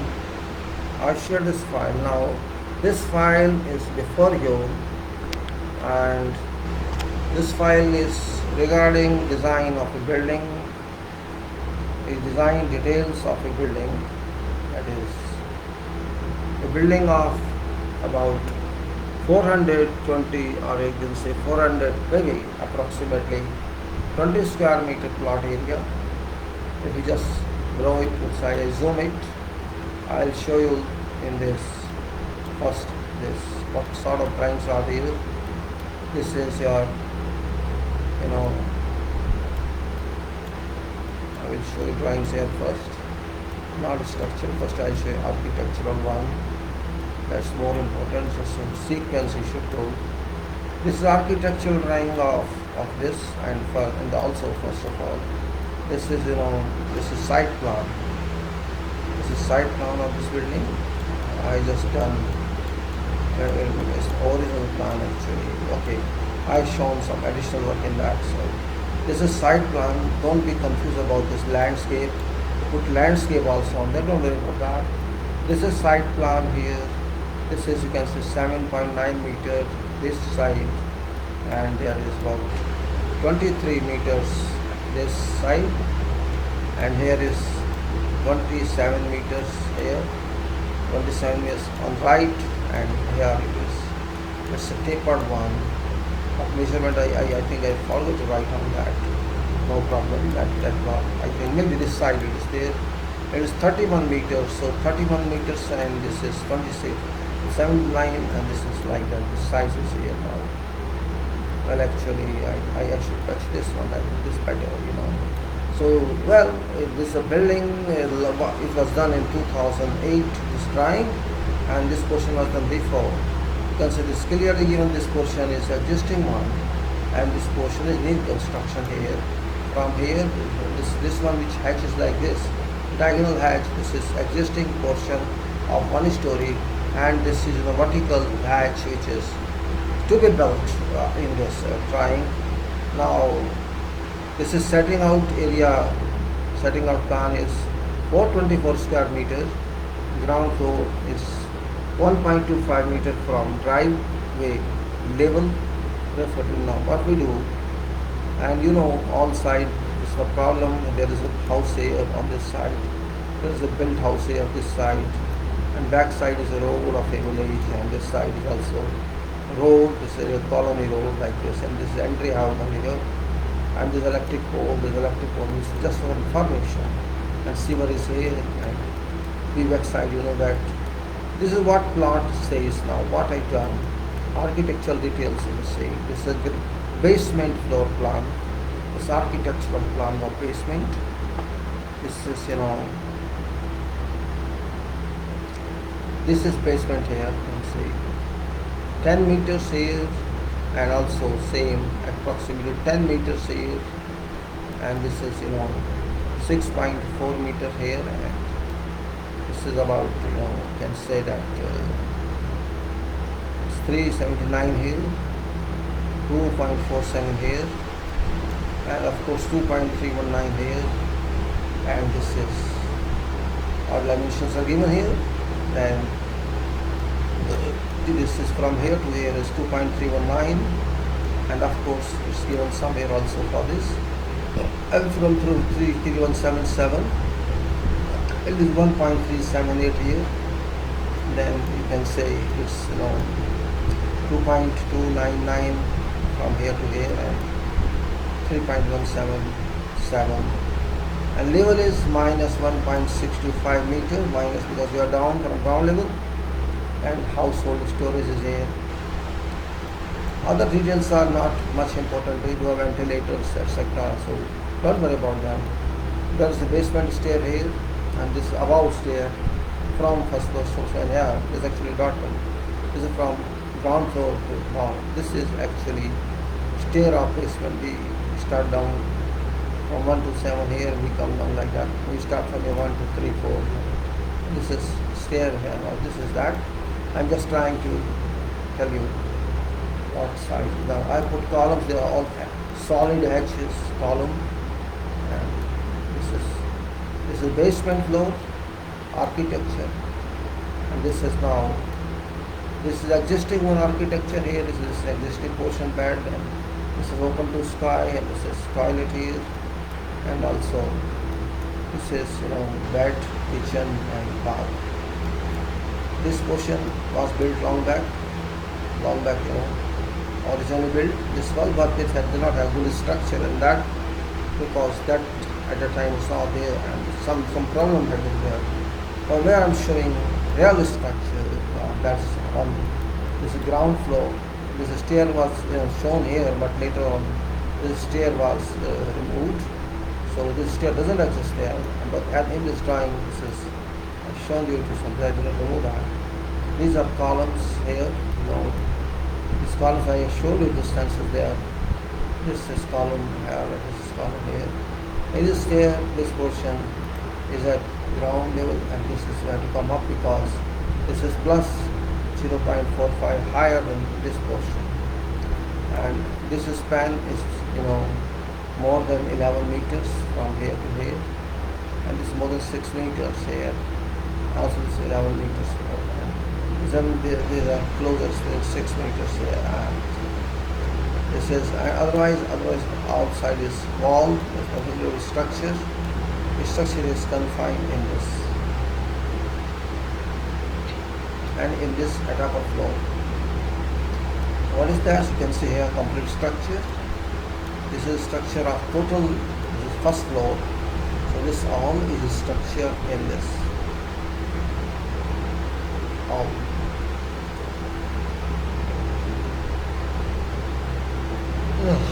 This is all structure in this, and we understand what I'm talking about. And also here, if you go to second floor, you will find on this portion only, on this portion, not only total portion, but up to here. You see this portion is up to here, including this. This is here, and here is also something, and this is, you can say, here is structure, but this on this portion only this. This is exactly not touching that. It's this structure. This is second floor. And here is terrace, and this is all terrace, balcony. This is balcony here, and this terrace here. Now this is terrace above study. Is here a water tank area actually. This portion here. This is just stair cover. This is about 6 meters, more than 6 meters, and this is inclined stair cover, 4 columns. This is this is here, this is like this. Now I am showing you all this because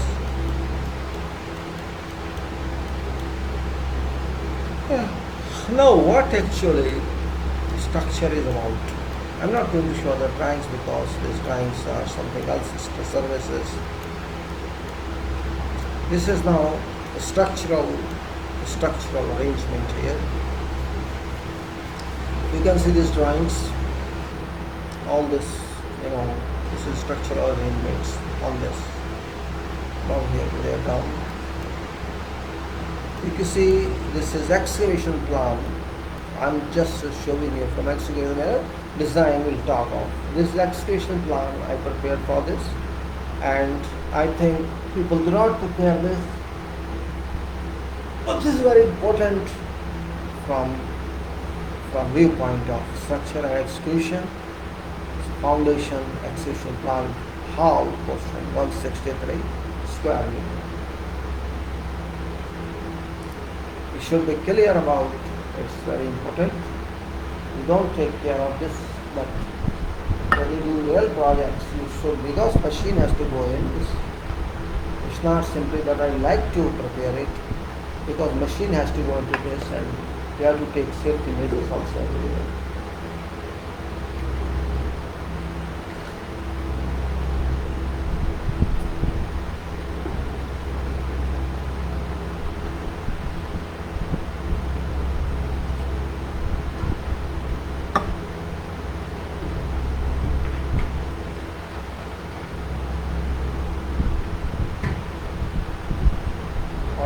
Now, it's the same way, I have this is a structural proposed structure here. I'm showing only hull portion. For that side already constructed one story, so no question of excavation there. This portion, it's kind of different foundation, and you have to take some area outside for working coverage, and that is this area. You can say absorb this. You say 1 meter minimum. Here around 1 meter, here around. This is all done during design part of this. It's not simply because I did it. No, it's from design part. And this is here, this little X more here because of projection here and this, and this 1 meter here. Because this is approximately boundary, and this I did not show here, but there was excavation here as well, which was kind of ramp from ground into the wall here. This I did not show him this, but machine came from this side, from this end, and went like this. So from here to here is steel slam for machine, which was filled up later on. Now go to other one now, see what I am talking about actually. These are slabs I talk about later on. Now I am talking about this.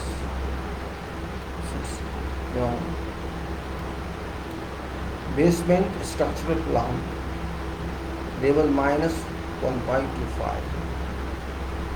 Well, level doesn't matter, it was due to what level it is at. Let me say first of all that here, I just for indication purpose I have put this loading etc. 0.46 just for my purpose means. Now I use two types of columns in this. One is this column and one is other this column. 600 into 400, where span is about 6 meters, and this is 1 meter into 0.4. The span is around more than 11 meters. This was 11 meters, and this is 6 or around.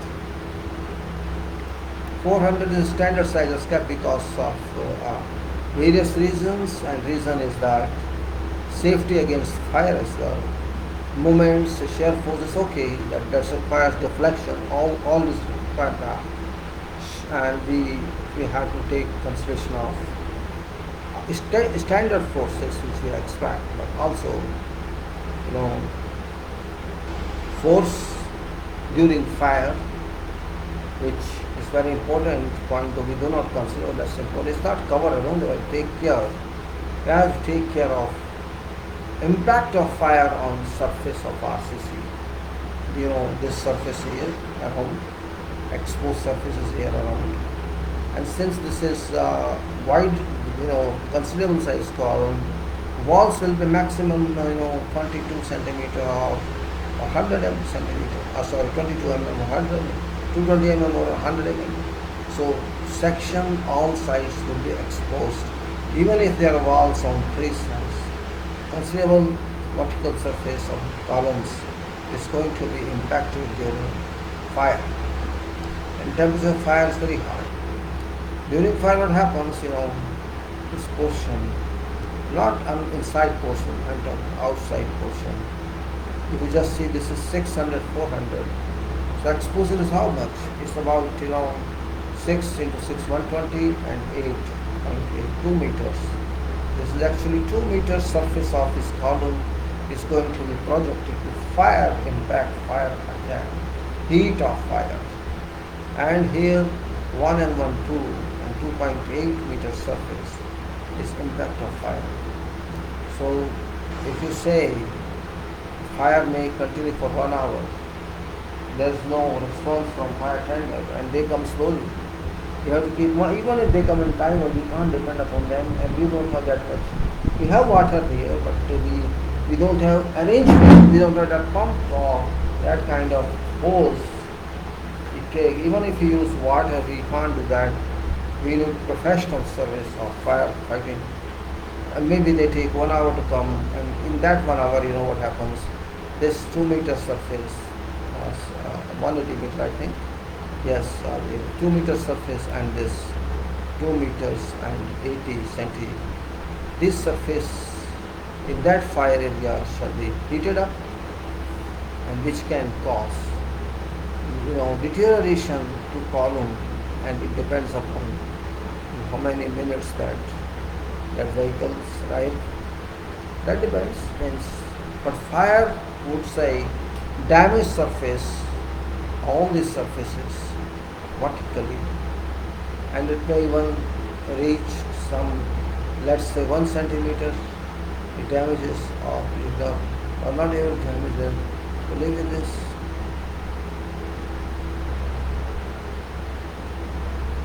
That's what I'm saying. It's there's a fire, heavy fire, and say it's even for half an hour, 1 hour. It's impacting your surfaces. That surface, maybe 5 millimeter, maybe 10 millimeter from surface, or maybe 15 millimeter, or maximum 20 millimeter, let us say, or even 25 millimeter. It is affected gradually within that duration of 1 hour, which means if say it is 15 or 20 mm, it heats up surface very fast, and then also we have 20 mm balance. That's because of we provide 40 mm cover to concrete surface of column minimum, or 30, let us say, not 40 mm, 40th, which we cannot allow whole concrete cover to damage during that time. This is first consideration that we kept, so that can be understood. What we say is understood by client. That surface, if heated up, if this surface, if heated up in 1 hour, it shall lead to, it shall lead to, if you say this portion shall heat it up inside, and maybe a considerable width of portion is heated up, which is not strong enough to withstand permanent loads efficiently as it took before fire. So that portion here or there,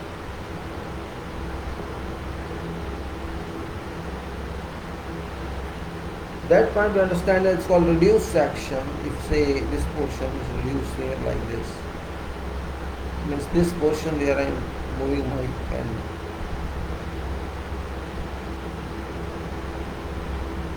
and portion that's under heat, which is not workable now. Shall we use this column? We shall use this column in reduced capacity until it is repaired or until it is retrofitted. We have to do that. That's called reduced section. It's called, so if you have good size of section of column, even then if there is fire, it shall be stronger to work. Say it waits for fire for half an hour, 1 hour. It may be safe, particularly in that portion where fire is. This was first requirement. Now, you know that I try to connect all these columns at foundation level without providing independent or isolated footings. Rather than I try to design one footing in forms of netted beams. You can say netted beams or frame beams. I name it frame beams because I connected all columns at base, and in what form I connected, that I can show you here. That is this form. This form is here. This is foundation here. Actually, here you see this portion, this section is foundation part. Continuous all over, connecting all columns. This section is not differentiated together.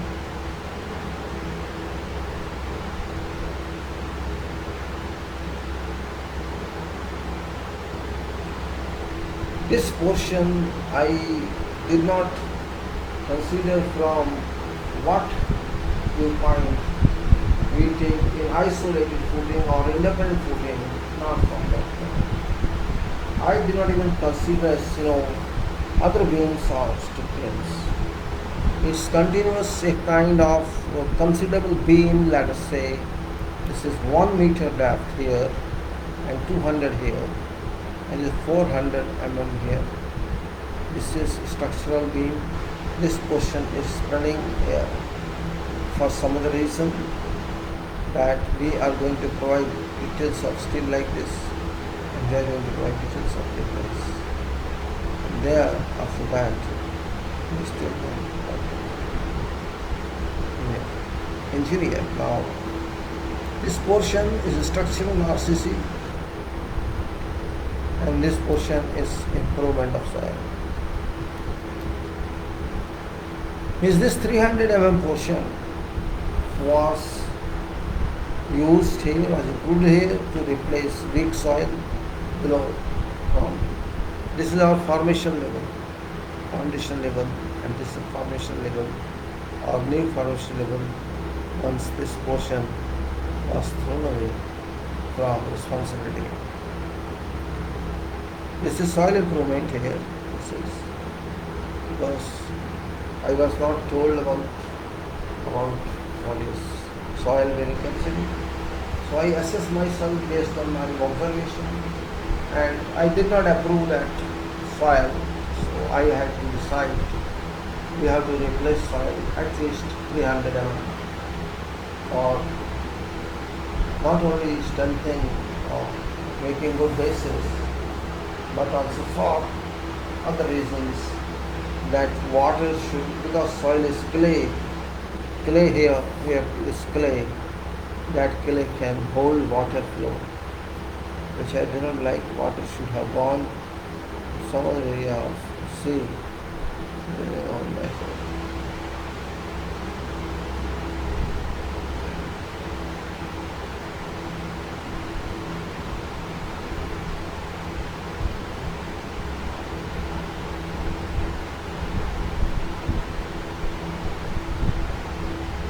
This soil improvement, this technique, I removed clay soil from there. Though 1 feet or 300 is not very much, but at least it can keep porosity of clay off. Being it's now granular material that was placed in with a pattern in this portion, which is now first we put aggregate of 40 which we call in our area Wapsi, and then we fill with 12 aggregate in that, and later on we follow with dry this industrial area of concrete was done. This concrete industrial area.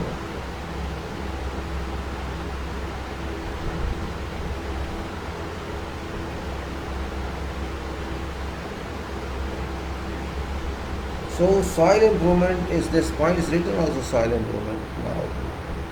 Now we'll go here to another plan, and that is here. This in the same plan I have shown. If you have noted that this is water tank below from here to here. This is water tank below. Means we have a problem here because we connected one beam now here. In foundations, their beam was also shown. you know, this beam here, we put in wall in foundation, so water is continuous. We are margin this area.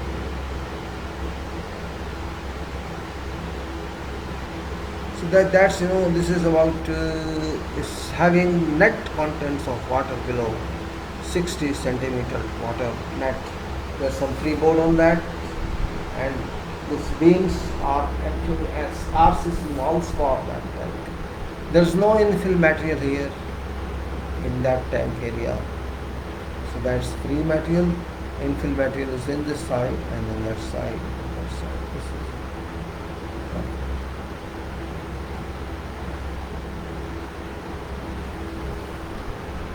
This was, though it's a residential building, but I thought why not to use this foundation for such purpose. So this is about 16.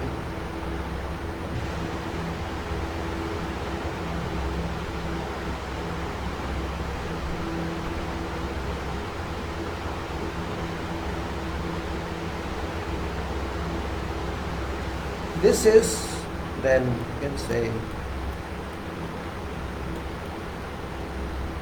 foundation beams, and this also foundation direct loads in this are shown, direct loads, and this is beams.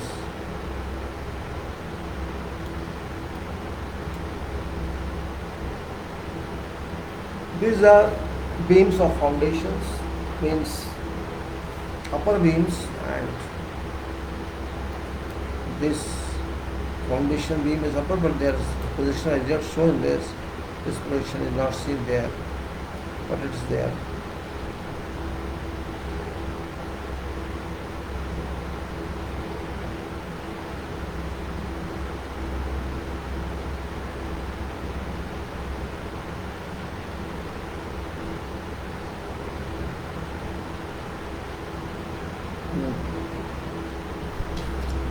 Now, let's say this is okay, fine, we have to show this. Now we go to, this is our foundation extension plan as I told you before, and this is foundation here. This is beauty of this project. This is your foundation here. This foundation is 40 wide and 120 deep.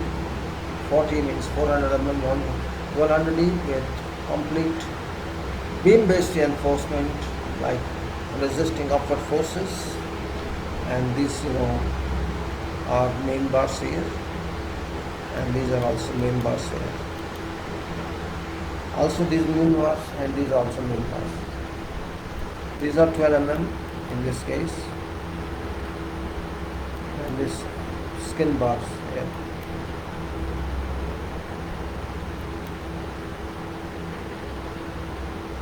And of course these are rings, or that I'm just shown very limited. This is continuous throughout. This position is 200 mm, so you can say 800 mm. It's 800 total. Continuously it's moving around all foundations, and columns rise from here.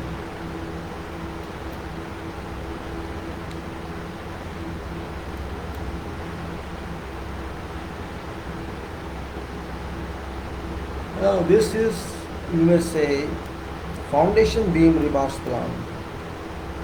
See, this is the foundation plan first of all.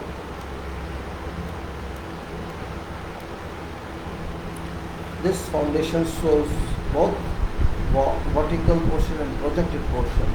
Both are shown this, and that's your foundation detailing.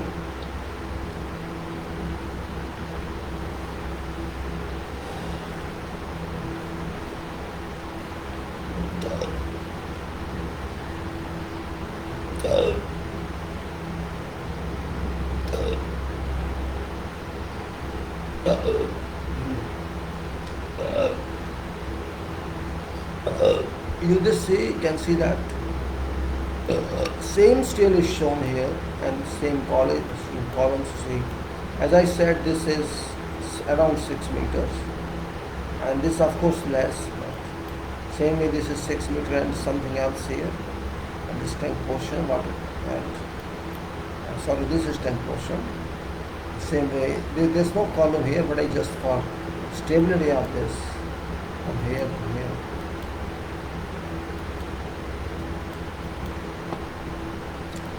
And also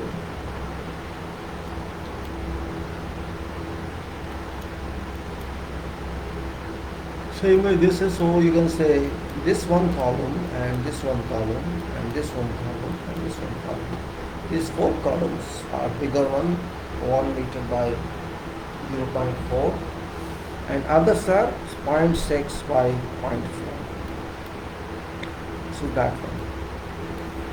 And otherwise there's suspended slab. Suspended slabs between frames 150 thick mm and 8 top at 200 both ways, top and bottom. Cover to foundation is 50 mm. Cover to column is 40 mm. Cover to beam is 30 mm.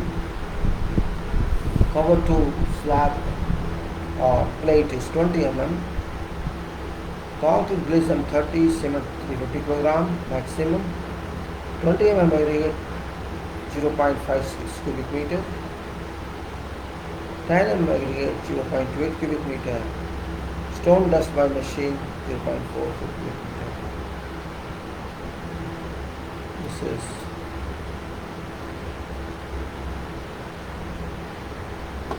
now what actually beauty in this is that's the main point. Let me finish this first. This is another one. This is not done. This is actually different, but is cancelled later on. Now this is, there are 5 frames in this, grade 5, 4, 3, 2 and 1.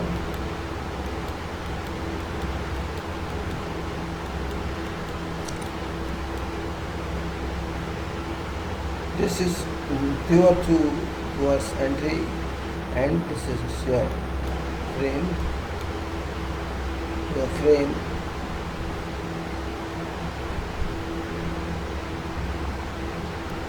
this stair was cancelled. Just shown forward, and this is another grade 4. This is grade 5 and 5, and this is grade 4.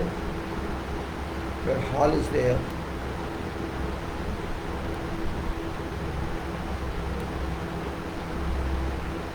And then is now grade 3.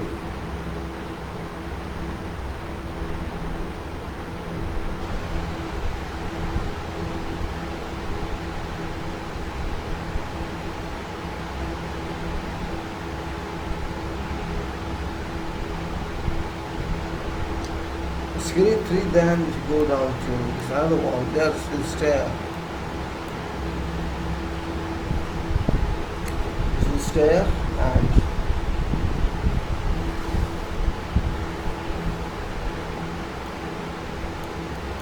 then it is your frame 1 where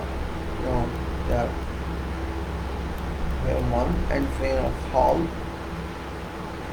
and this is having basement here. Also basement here.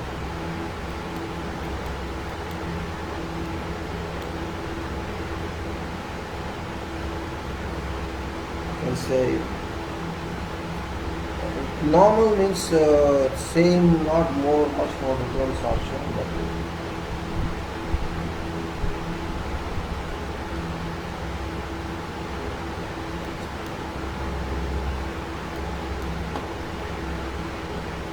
Alright, self-cancellation, something that's done when you do something.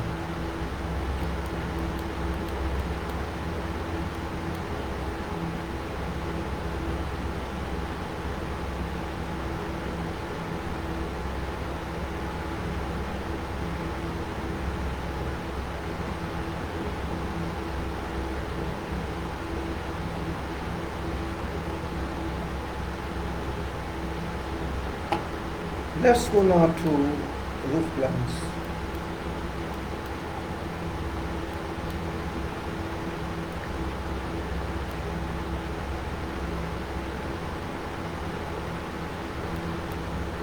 This is, slab reinforcement. It's different type. I did not use any crank bars, or I did not use conventional way as we do. Both, top and bottom meshes and simply supported by chair, top one, and no crank and nothing as such. All steel put through, all through, nothing different, all through.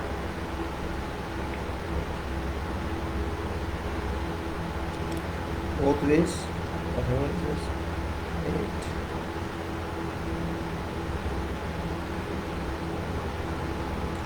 Then you can say other one, this is next one, this is hull portion, both are hull portion. So in hull there is, this is one portion,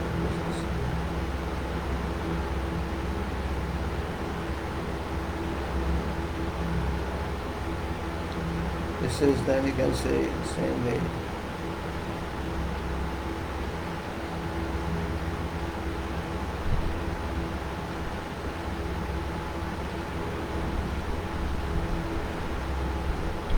This is another one, and similarly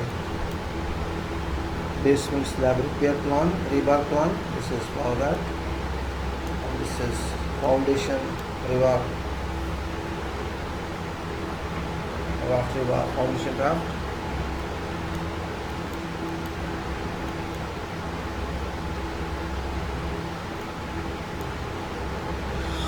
This is a typical detail of this one.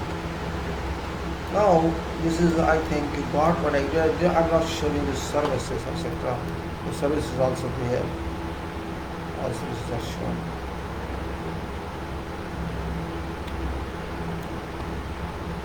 Now what now do is to now share with other one file. I'll share other file, and let's share. Go to other file. I'll go to which I designed for just an example. I will show. I'm not going to show all frames. Just one frame I will show you, and that is so here I'll show other file now for purpose of this. That file is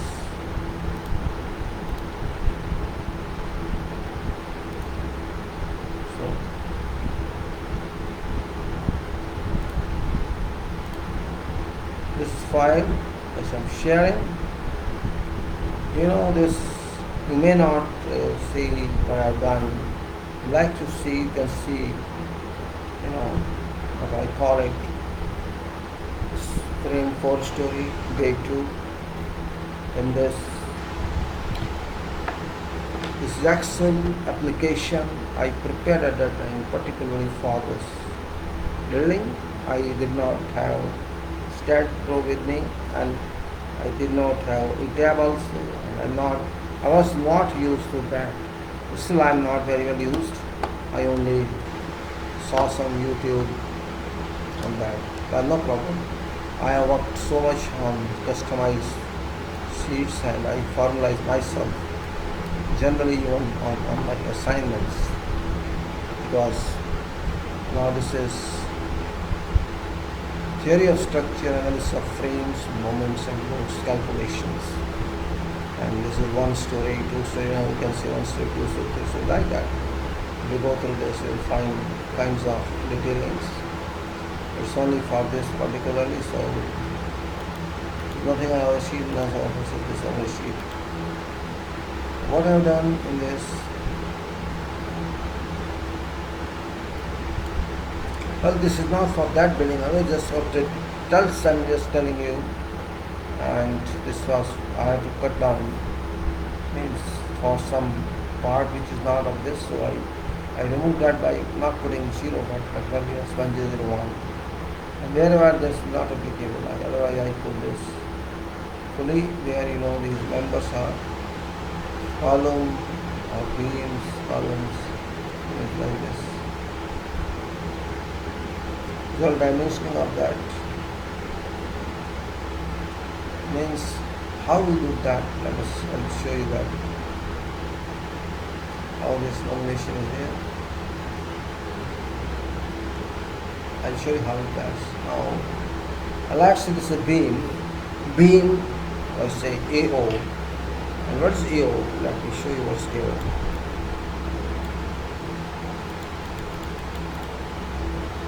Yes, this is what I don't like this,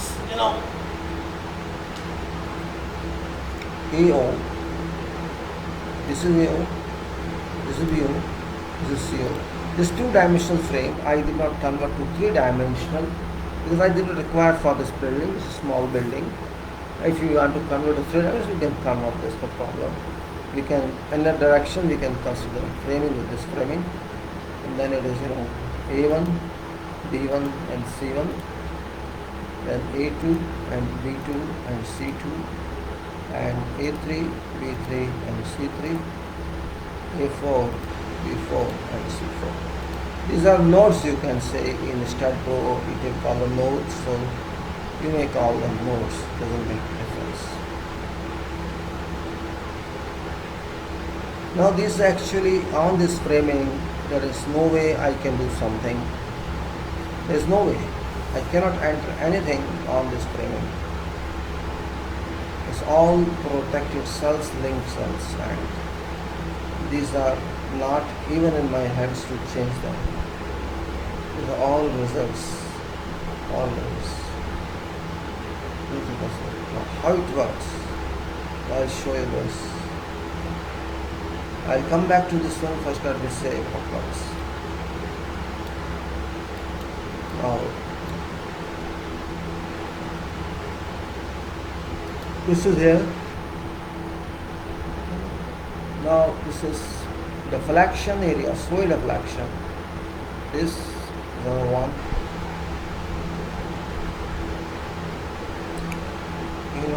There's a formula applied, it is there, and this is control. If you want to use this deflection, we can keep it as 1, and if you do not want this deflection, we considered at that time we just want static loading.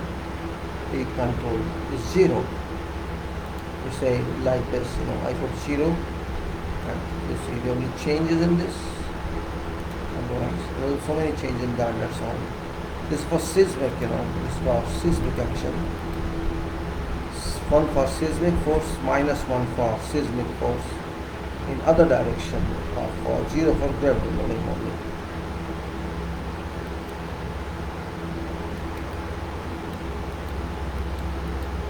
What's this then? This is results here. The results. I know these results are available there in that. In that one. I showed you that customized one. These results are here.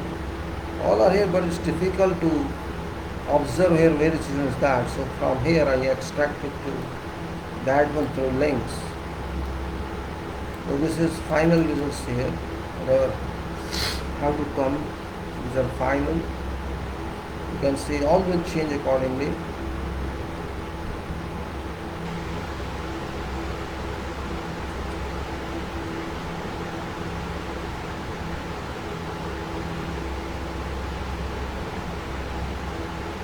You can see that these are movements here, mid movement, end movements. This is a movement here, and these are hair movement, hair movement.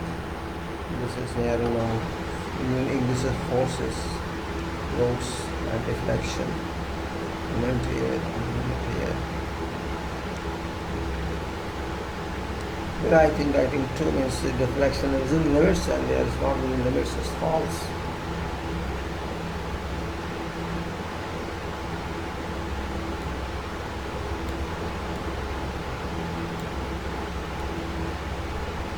In this I cannot change anything I told you before because everything is linked here. This is a form. This all calculations are here. This is actually, what is that? This one theorem that's called Carney's rotation contribution theorem. You might have heard that. That's very backward, I can say, not like finite element or say what you do in StatPro. This is Carney's rotation contribution method. which is also a good one if you want to do better job rather than going to movement distribution. Though this is extension of movement distribution, but movement distribution takes a lot of time, and if you customize, if you formalize for 3 cycles, I didn't do more than 3 cycles. I think 3 cycles is adequate enough. You can take 4, 5, 6, as much as you can take, but it's waste and waste. So this is a result based on you can say, I can little reduce this. Maybe you will reduce also. It's okay. This is based on Carney's contribution method, the rotation contribution and distribution factors, and there's then of course the applied, fixed end moments all according to requirement. You might have, maybe I think you remember that, or don't remember, I can't say that. Then I had to work out all difference of fixed end moments and calculated moments, and then you have to total score and it all this we consider separately, and that is, it's very difficult actually to control this as far as I say, but control more than anything else. This is what is shown. Also,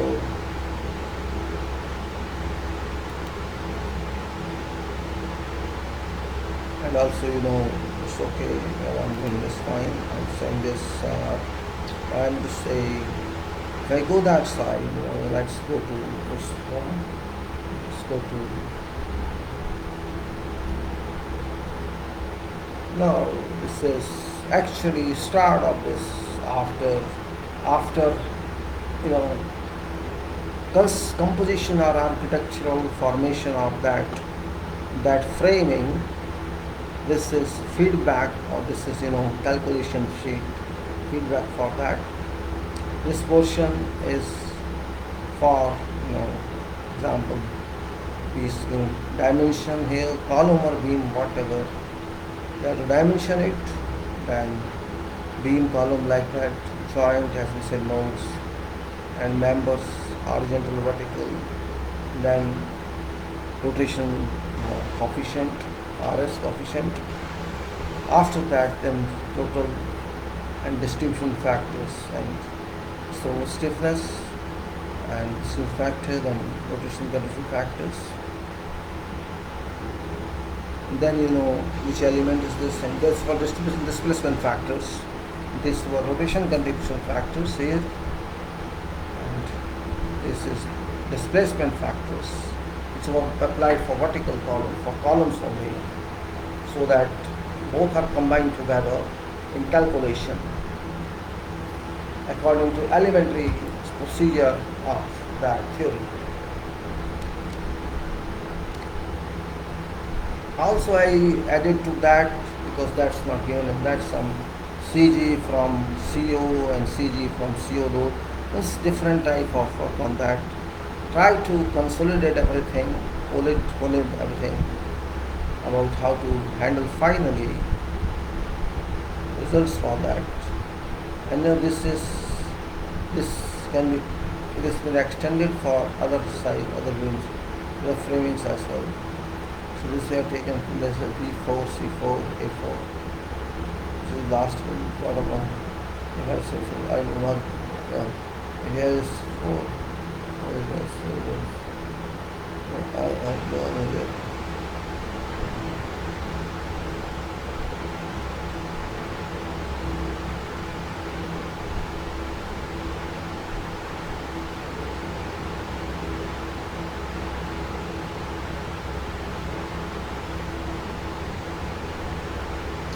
Now in this case you have what to do actually.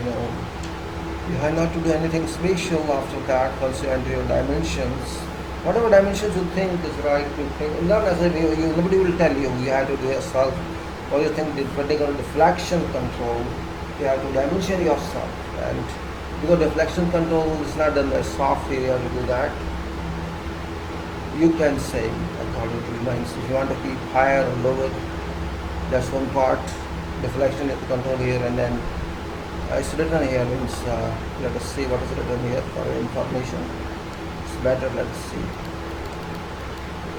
RS is relative stiffness, TS is total stiffness, and BF is distribution factor, RCF is rotation containment factor, WM is loads in tons per meter, DM is bending moment in tons meters, L is spin length in meters, FEM is fixed end moments, FM is final moments, DL is direct loads, WL is main load moment and displacement factors, and then is computer, then this is W, spin and meters, load, RH is origin direction, RHR,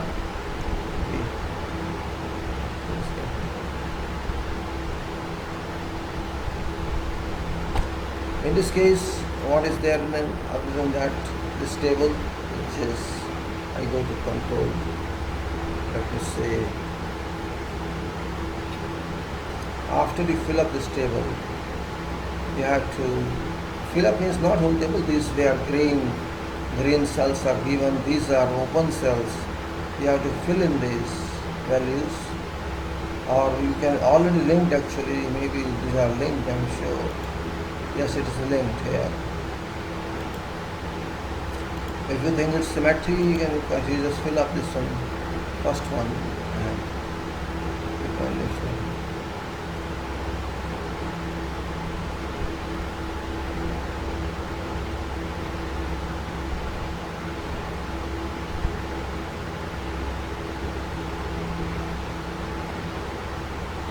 This purpose is that I'll show you how it works, but let me tell you. It's now, loading area, I have to provide load, and this,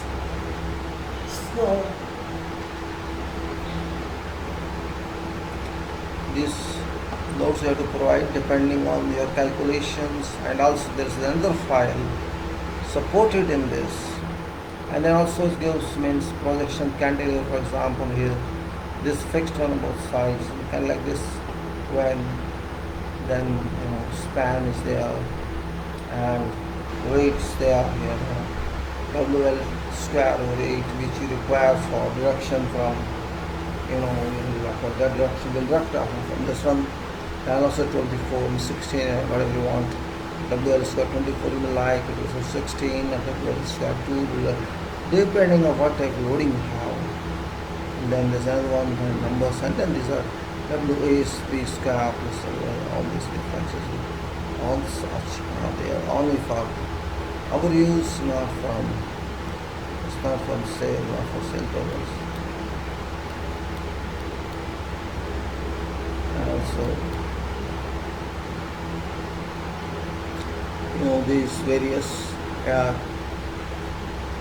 this is seismic and other seismic directions.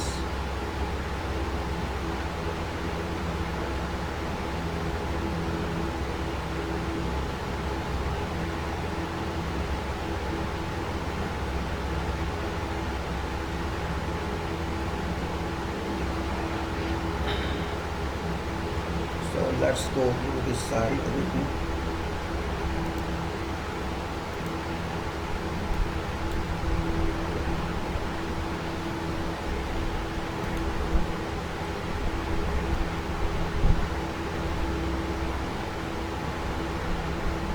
Regarding this is just the loading portion, and all are linked internally, and say this is, I say this doesn't exist here, maybe in some case because A0, B0, etc. some of them are just given for some reason. This is not that actually. Just for information I'm giving you typical one. Let's say this is 0.6 and I make it say 0.5, 0.5. When there's a change in this case, and if I say whatever change, let's say this 1.2 is 1 and it's also 1, let's say, so you see changes there.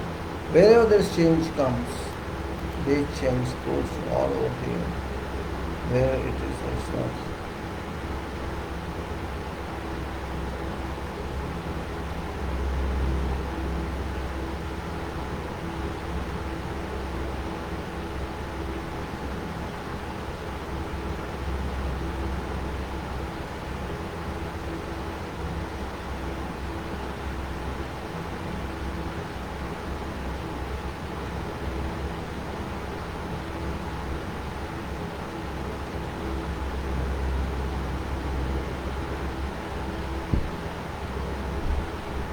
Okay, then let's say this was part of that.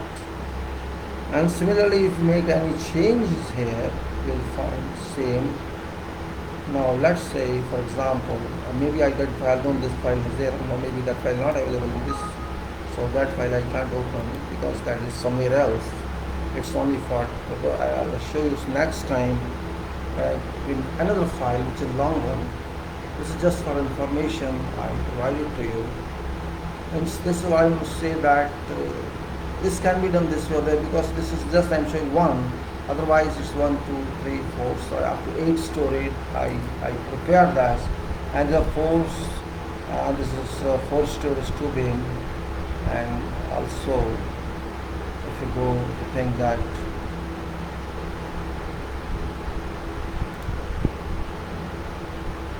I don't know where is edit has gone in this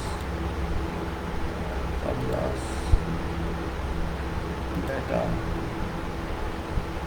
because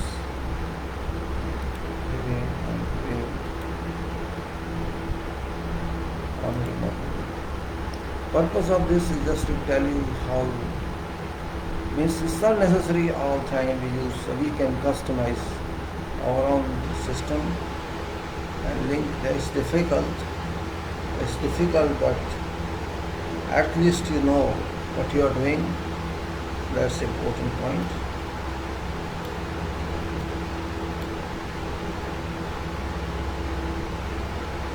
You can see this 1 cycle, 2 cycle and 3 cycle, and these are results. Same way all these automatically change. Once you are ready with this kind of arrangement, this kind of action provision or a formula, it's difficult, it's not easy. Really it's time consuming and very much, hardware you are buying, you are using yourself. Everything is available in that, what you are doing, just in modeling and running analysis, and that's it. But here you have to apply your knowledge, you have to apply theory, you have to apply complete procedure, and where you cause mistake or you can find, and then you have to close cells and keep cells open. So this is much more difficult than using somebody else preparation. You have to do everything, and you have not only the engineer, but also a level of scientist in that. So I said, now I'm taking out this share, and I'm going to, what time is left. That's also important to see. I'm going to, I'll take out this. If time, what's time? How much? So let me see. It's 3:20. So I'll stop this share and go to I think soil. Yes, I'll go to soil now. Soil, stop sharing here. I'll go to soil, and soil I share now. I share soil. So soil is back, I think. Yes, soil is there. I'll stop this and close this file. But this won't require now. Close this file, and also I close this file. Close this file. No.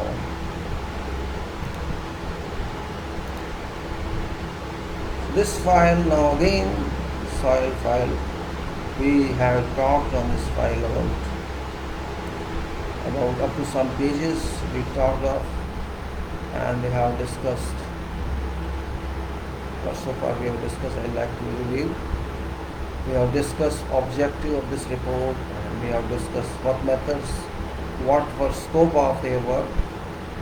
Their work scope is 28 drilling boreholes and 3 number excavation of 3 pits, and carrying out 14 numbers field density tests, carrying out 18 numbers electrical resistivity tests, and then carrying out 18 numbers electrical resistivity, or all that was some soil samples, particle size analysis, and materials passing number, this level of light also.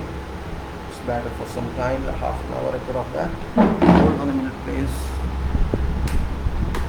Because there's no minute light in this. And I can do without light, this one. And open this also. How this down. This one is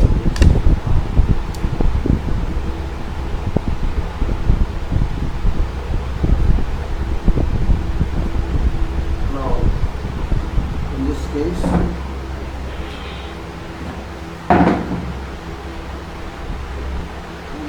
let us say particle size analysis and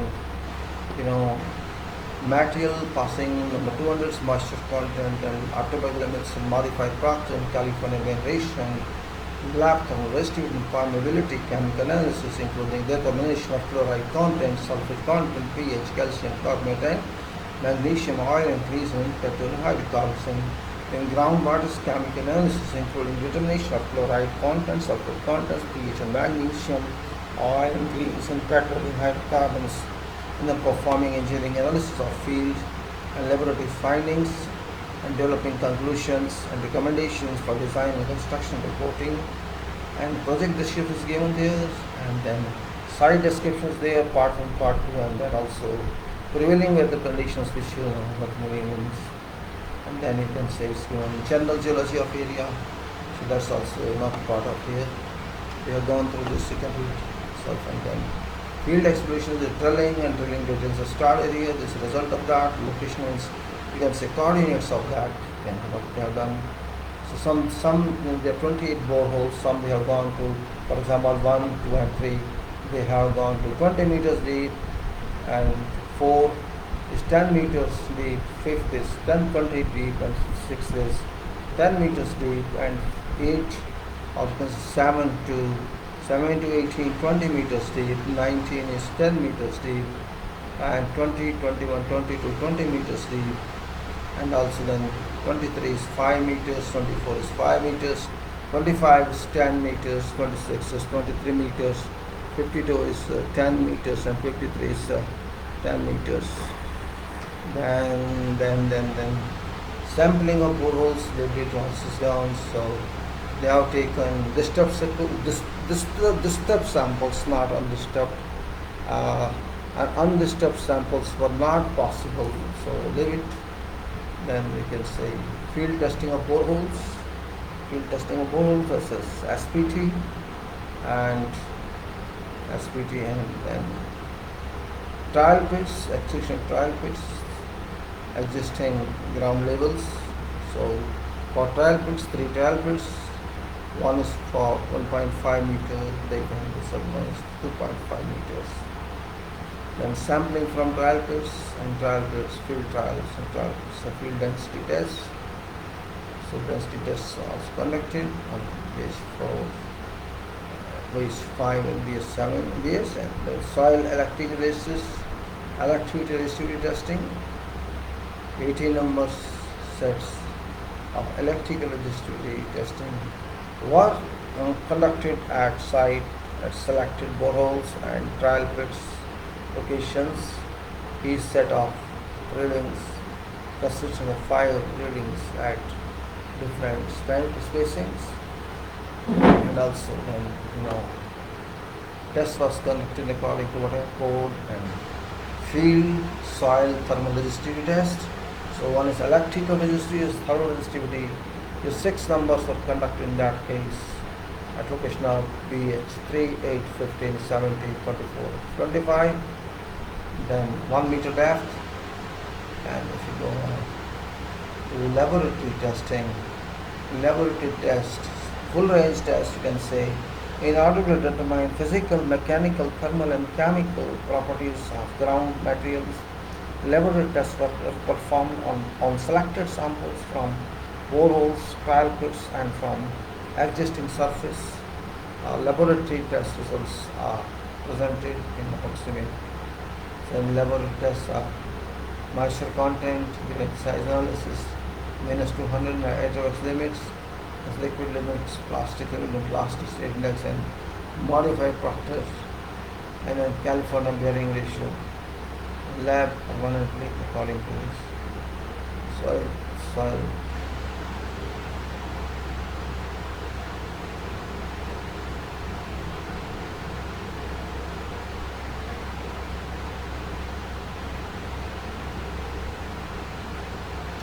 Instead, lab test soil chemistry, the water soluble sulfates and water soluble tests, calcium carbonate, magnesium, oil and base, pH value classification.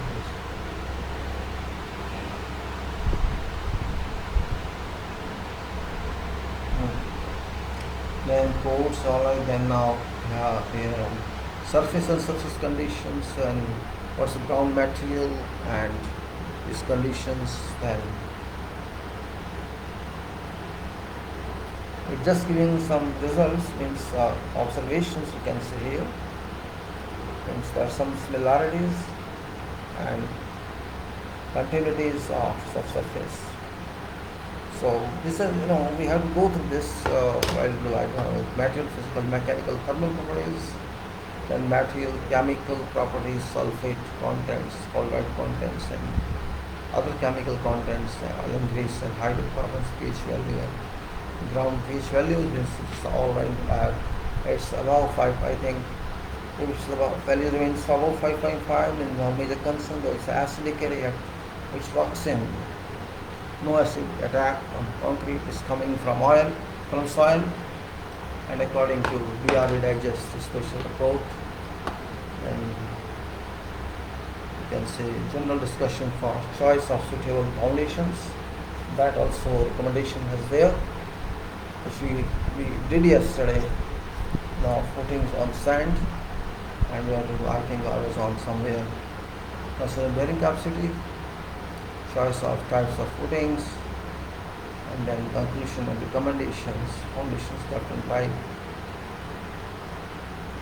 tank foundations on this I listed again, allowable bearing capacity, type of shallow foundations and foundation settlements, and solids design.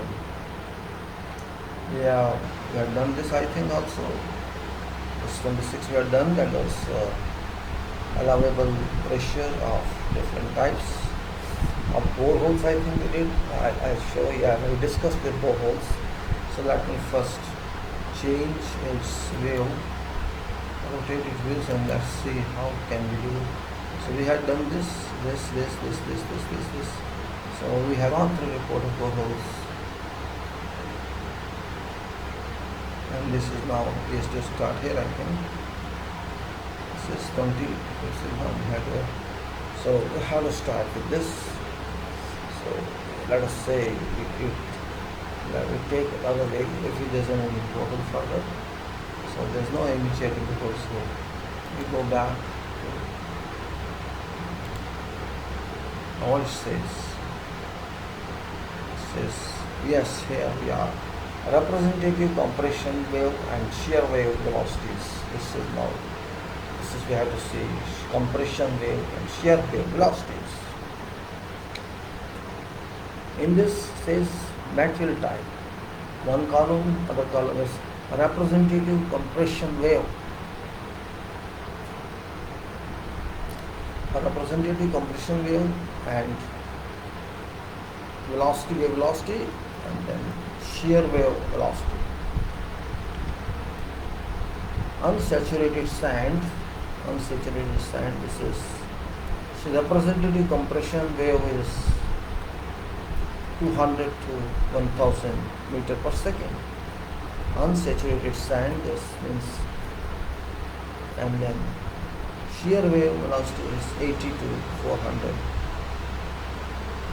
right? Saturated sand is much more higher, that's 800 to 2000, means if more water is there, representative compression velocity is more, and shear wave is also more. Unsaturated sand and gravel. Now gravel also comes in, so it's 400 to 500, so it's more means gravel is there, and there also 160 to 200. So upper part is reduced, but lower part increases, and when saturated sand and gravel, it increases into that. This means if gravel is added, it makes impact on compression waves. Means it's more compressible actually. This gives more power to less power to compression because solid and unsaturated sand is more compressible thing. So that is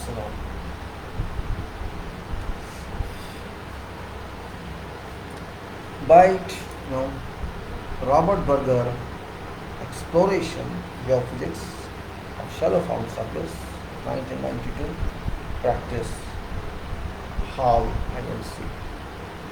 Vs is 0.4 Vs for soils. This is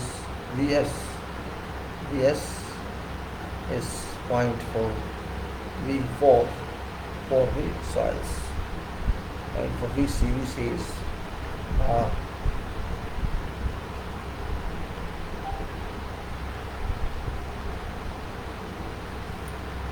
compression wave velocity and shear wave. Vs stand for shear wave, shear velocity, and VC stands for compression velocity. So compression velocity means is 0.4 Vs, Vc is Vs. So Vs is equal to 0.4. So Vs is less, Vc is more. Why? So Vs is 2.5 times shear, shear velocity is 2.5 times 0.5 times Vc. That is compression loss. Now, foundation subject to vibrations. Foundation subject to vibration.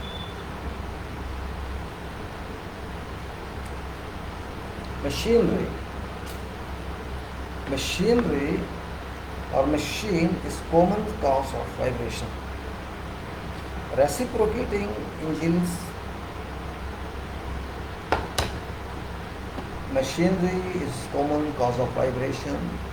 Reciprocating engines, compressors, pumps, oscillating machines are source of continuous low frequency vibrations. Low frequency vibrations, whereas electric motors, rotatory pumps, and turbine produce continuous high frequency vibrations. So, reciprocating engines, compressors, pumps, and oscillation machines, source of continuous low frequency vibrations. Electric motors, rotary pumps, and turbine products are high frequency vibrations.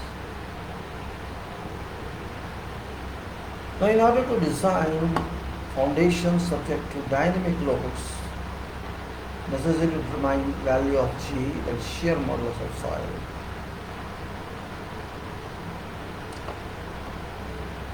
Poisson's ratio of soil, however, estimated soil parameters as presented in 3.4 are useful in dynamic calculations. Mechanism of vibrators for a body that is supported elastically is that it will vibrate at its natural frequency, which depends on its mass and elastic properties. Therefore, natural frequency for a perfectly elastic body whose weight is W and resistance is deflection in force per unit of deflection, km per meter and liquids, K is given by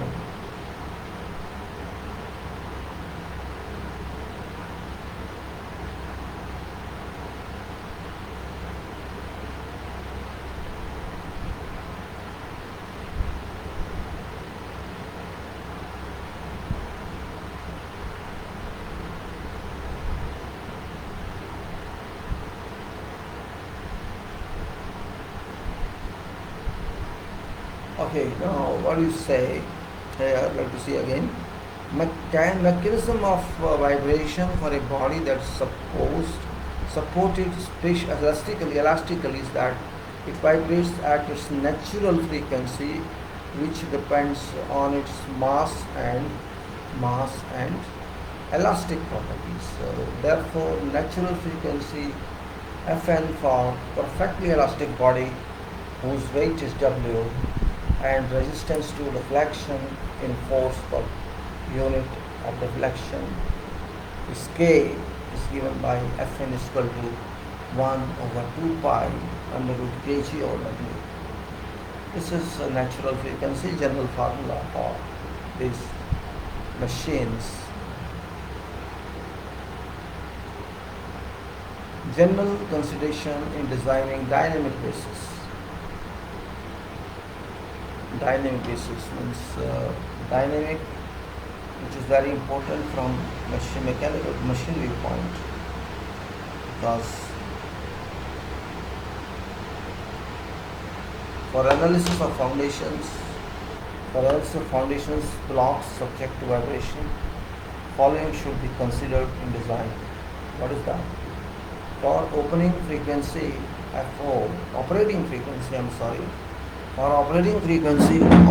is very important, and that's very important, accompanied by a predicted resonance conditions. Predicted resonance condition, mass must be increased or decreased, or spring must be altered constant. Even resonance amplitude Fr is acceptable. Even resonance amplitude, though it's not acceptable in theory, says that even resonance amplitude Fr is acceptable but should not be equal to natural frequency, normally should be kept less than equal to plus minus 20% of Fr.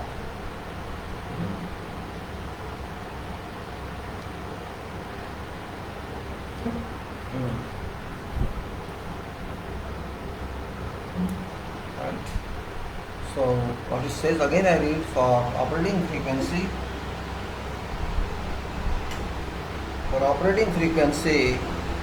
FO accompanied by a predicted resonance condition, mass must increase or decrease, or spring must be altered constant.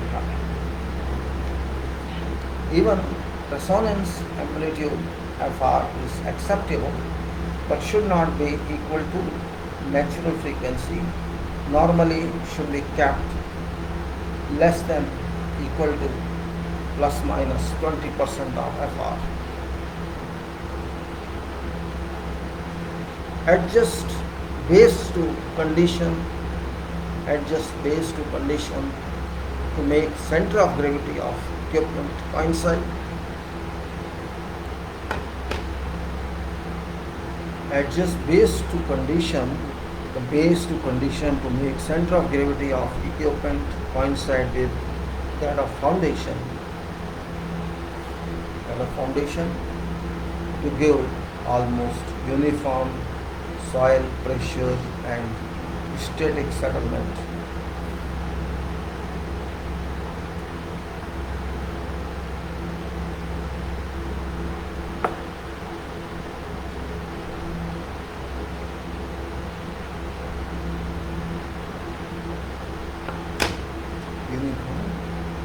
Soil pressure and static settlement is condition to make center of gravity of equipment coincide with that of foundation. Static plus dynamic pressure should not exceed 75% of allowable static pressure.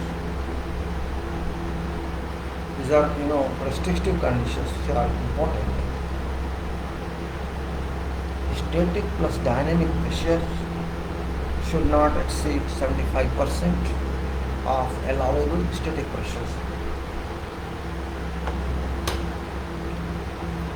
Increasing width of base as much as possible shall help in resisting rocking and avoiding excessive edge pressure problems.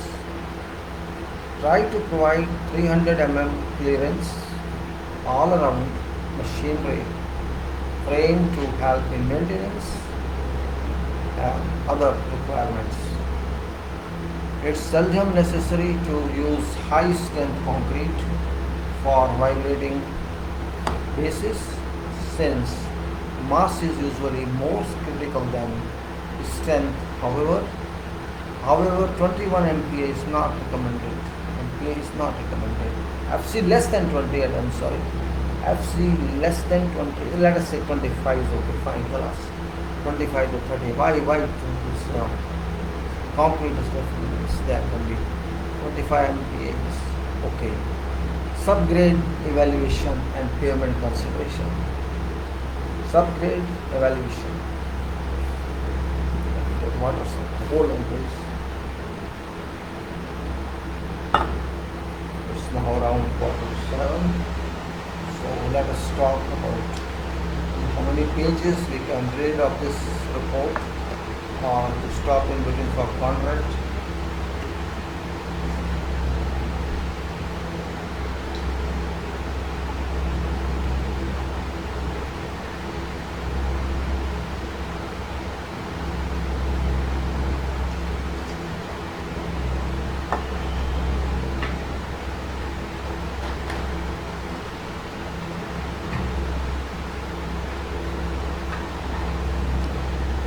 As far as asphalt paving design procedures must start with a fundamental consideration of underlying soil conditions.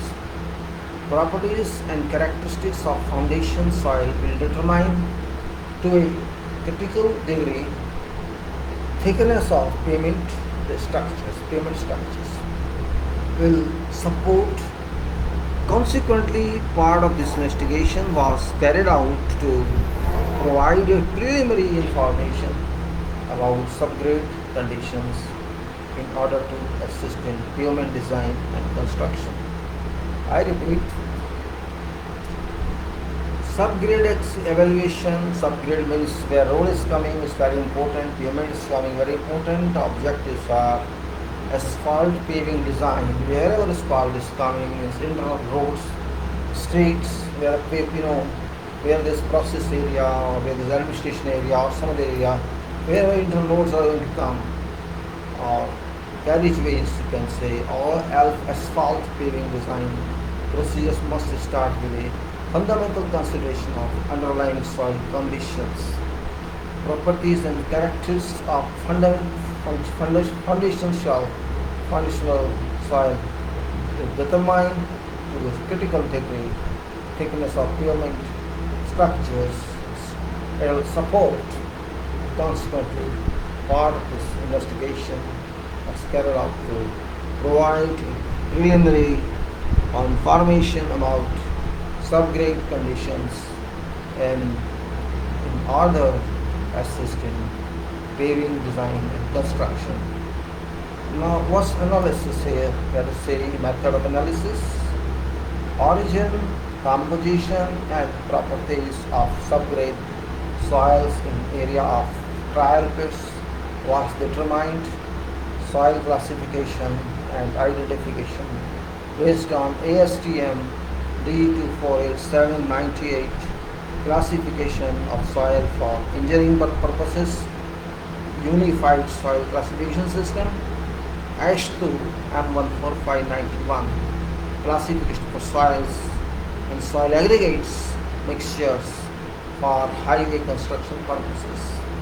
It should be recognized that current methods for evaluating soil and aggregates are generally considered to be an empirical nature. Engineering judgment, therefore, must be used in applying results of these methods. Subgrade properties, soil classifications, test results, sieve analysis, Atherberg's limits, natural moisture content, modified Proctor, and soaked CBR test results obtained from subgrade samples recovered from Trial pits and some boreholes are presented in Appendix D.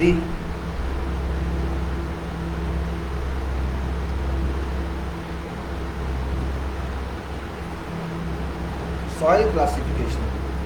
Soil classification was work based on ASHTO M14591 recommended practice for classification of soils and soil aggregate mixtures for highway construction purposes.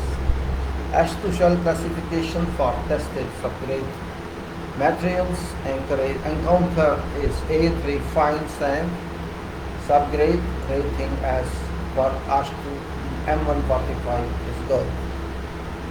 ESTMD 248798 classification of soil for engineering purposes. ASTM soil classification for tested upgrade materials encounter is generally SP with poorly graded sand and attributes.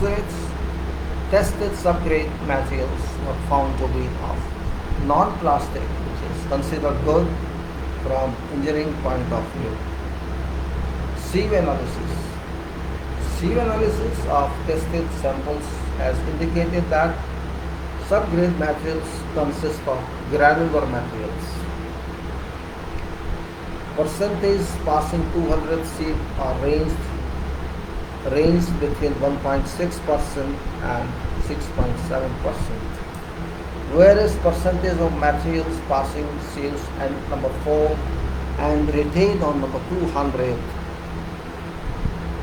that is sand, are ranged between 92 and 98%.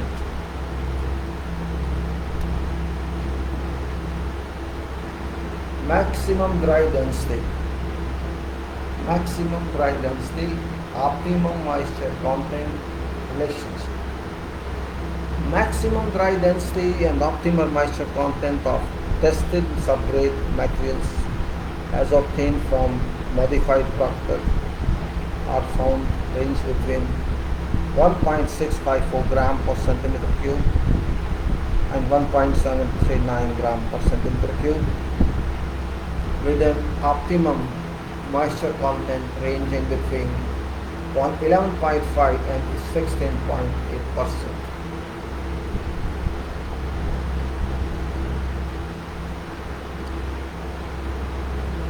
CBR California bearing ratio.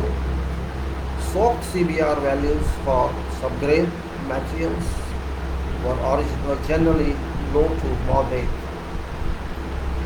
CBR value of 0.2 inch penetration, 0.2 inch penetration, inch is giving, so no problem.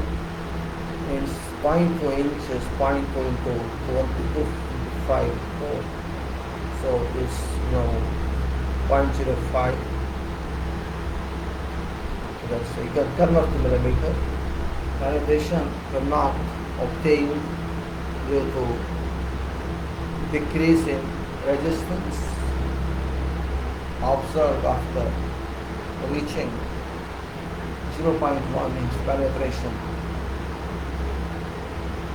CBR value of 0.1 inch penetration are ranged between 19.4% and 51.9% at 100% degree of compaction. CBR test results are modified proctor results are presented in Appendix B, Section D3, Section D4, Table number 5. Now we have recorded it. It is all like that. Even then I cannot read like this. I have recorded it. Let me one or not one. Let us see it here. So table number 5. This is summary of CBR. Summary of CBR and modified proctor test results. Location, then depth, and then percentage passing sales. Number 4, number 10, number 40, number 200, and then plasticity index, then it is soil classification, ASTM B2487, Ashby M145, then rail rating after the modified Proctor, moisture content, optimum this OMC, optimum moisture content, and MOD, MDO, and the maximum dry density, and other CDR at 100% degree of compaction, and that is 0.1 inch penetration and 0.2 inch. Now TP3, 4, 5, 6, oh this is TP3, 4, this trial pit, and then 4 hole, 3, 4, 5, 25, and that are given here. So let's say TP3, it says TP3, which is depth is 0 to 1.5. Percentage passing series, number 4, 100, number 10 is the 100, number 40 is 96, and 200 is 4.1. Plasticity index is not a non-plastic, it's not clay material. Then in soil classification, ASTM T487, and this is in column, so soil classification SP, and then A3, that is Ashby, and rating is good. Modified Proctor, optimum moisture content, MDD appears 14.3, and then it is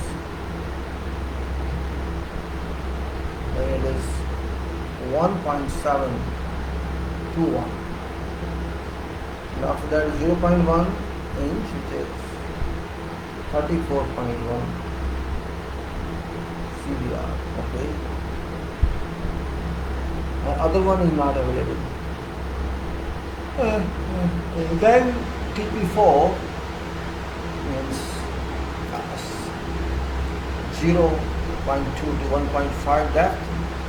Number 4 is 100, number 10 is 100, number 40 is 97, number 200 is 2.8, A non-plastic, then SP, then A3, and then OMC 14.2, MDD 1.654, and CBR 100% is 39.2.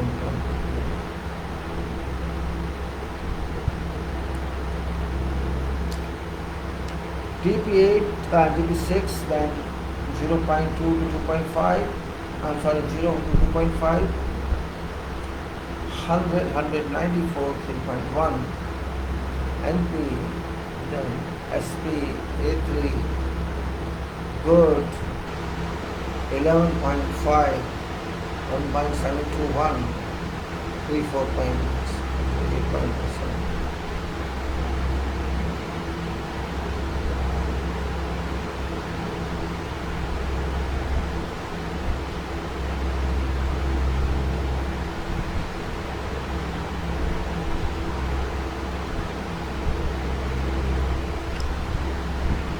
Okay, that we can say then rating is good, and you know, modified Proctor is number 3, 11.5, MDD 1.721, and CBR 100%, 39.1. Then you go to TP and the BH3, and that is BH3 says depth is 0.521, depth is 0.521, and number 4 is 99, number 10 is 98, number 40 is 85, number 200 is 6.7. Non-plastic and soil classification SPSM, A3 and good, then 12.6, OMC, 12.6, MDD 1.693 and 0.1 inches. See, and degree of convection 38.7. Of course, then we go to BS5, is 0.5 to 1, and number 4 is 100, number 10 is 100, number 40 is 97, number 200 is 3.2, and process index is NP. ASTM 247 is SP and then A3, good. After that, modified production. Modified factor is, this is 14.8, that is OMC, and 1.7 MDD, and then CBR at 100% of degree of compaction. This is 40, this is 51.9, and then it is BS7, this is 0.5 to 1, number 4 is 100, and then 100, number 10, and number 40 is 97, and 200 number is 4.1, NP, SP is A3, and good, and then this OPC, OMC is 13.2, and then MDD is 1.53, and CBR is 100% of degree of compaction, which is 21.3. Number 9, this is 0.5 to 1 depth, and 100 number 4, and number 10 is 100, 40, number 40 is 97, number 200 is 2.2, non-plastic, SP, A3 good, and OMC is 14.8, MDD is 1.593, and then you are 0.1 inches penetration at 100 degrees, which is, you can say 40.6.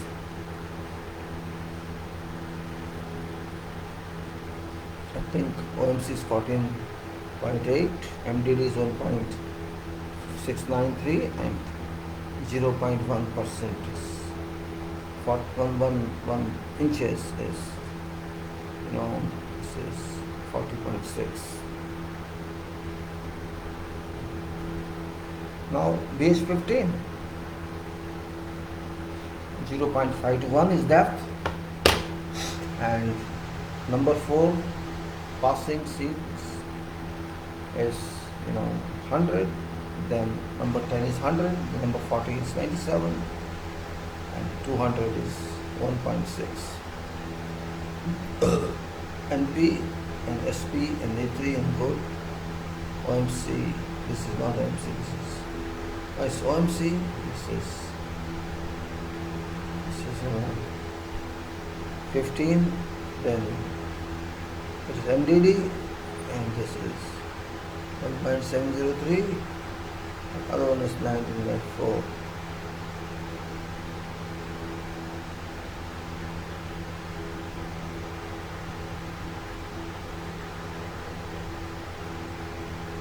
This is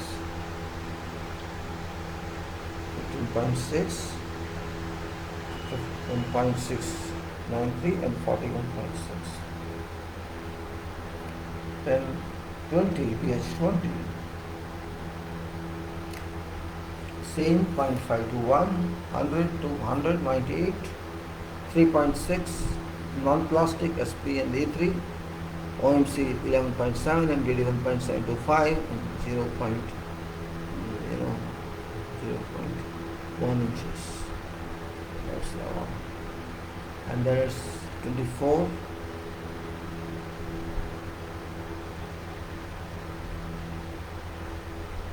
0.51, 100, 196, 2.6 as a non-plastic SP A3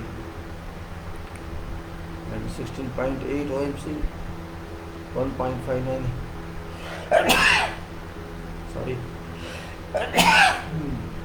1.699 is MDD and 22.3 is 0.1 inch penetration.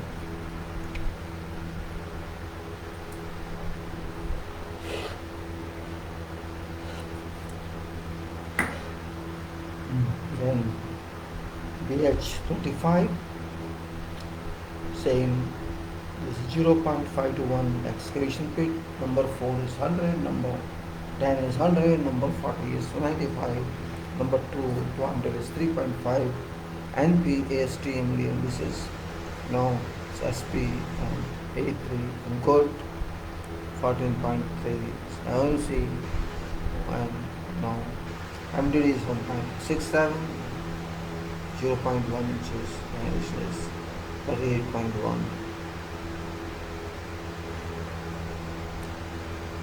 Yes, we have gone through this summary of CBR and modified contact results. We just see what's the variation.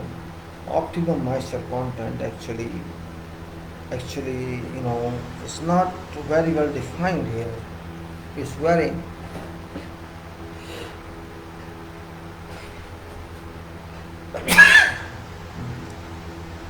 Optimum moisture content is not given.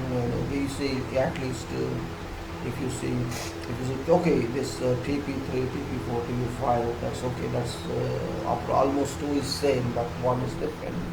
But we go to 3, 5, and other boreholes, you'll find that 12.6, 14.8, 13.2, or 6, 15, this is 16 points. So moisture content is varying here, which variation means that impacts on MDD, dye density as well, and penetration of course. And here it's 11.7, say moisture content, 11.5, it's CBR is coming 38.7, and here also 46.2, here it's a 16.8, it's 22.3, and 14.3, this is 38.1, means where there is less water, you are getting more value of 1.1 inch penetration, and where OMC is less, you are getting more value, and where OMC is more, you are getting more. That's the highest times value is 16.8, or you 20.3, and otherwise say 11.5, then 38.7.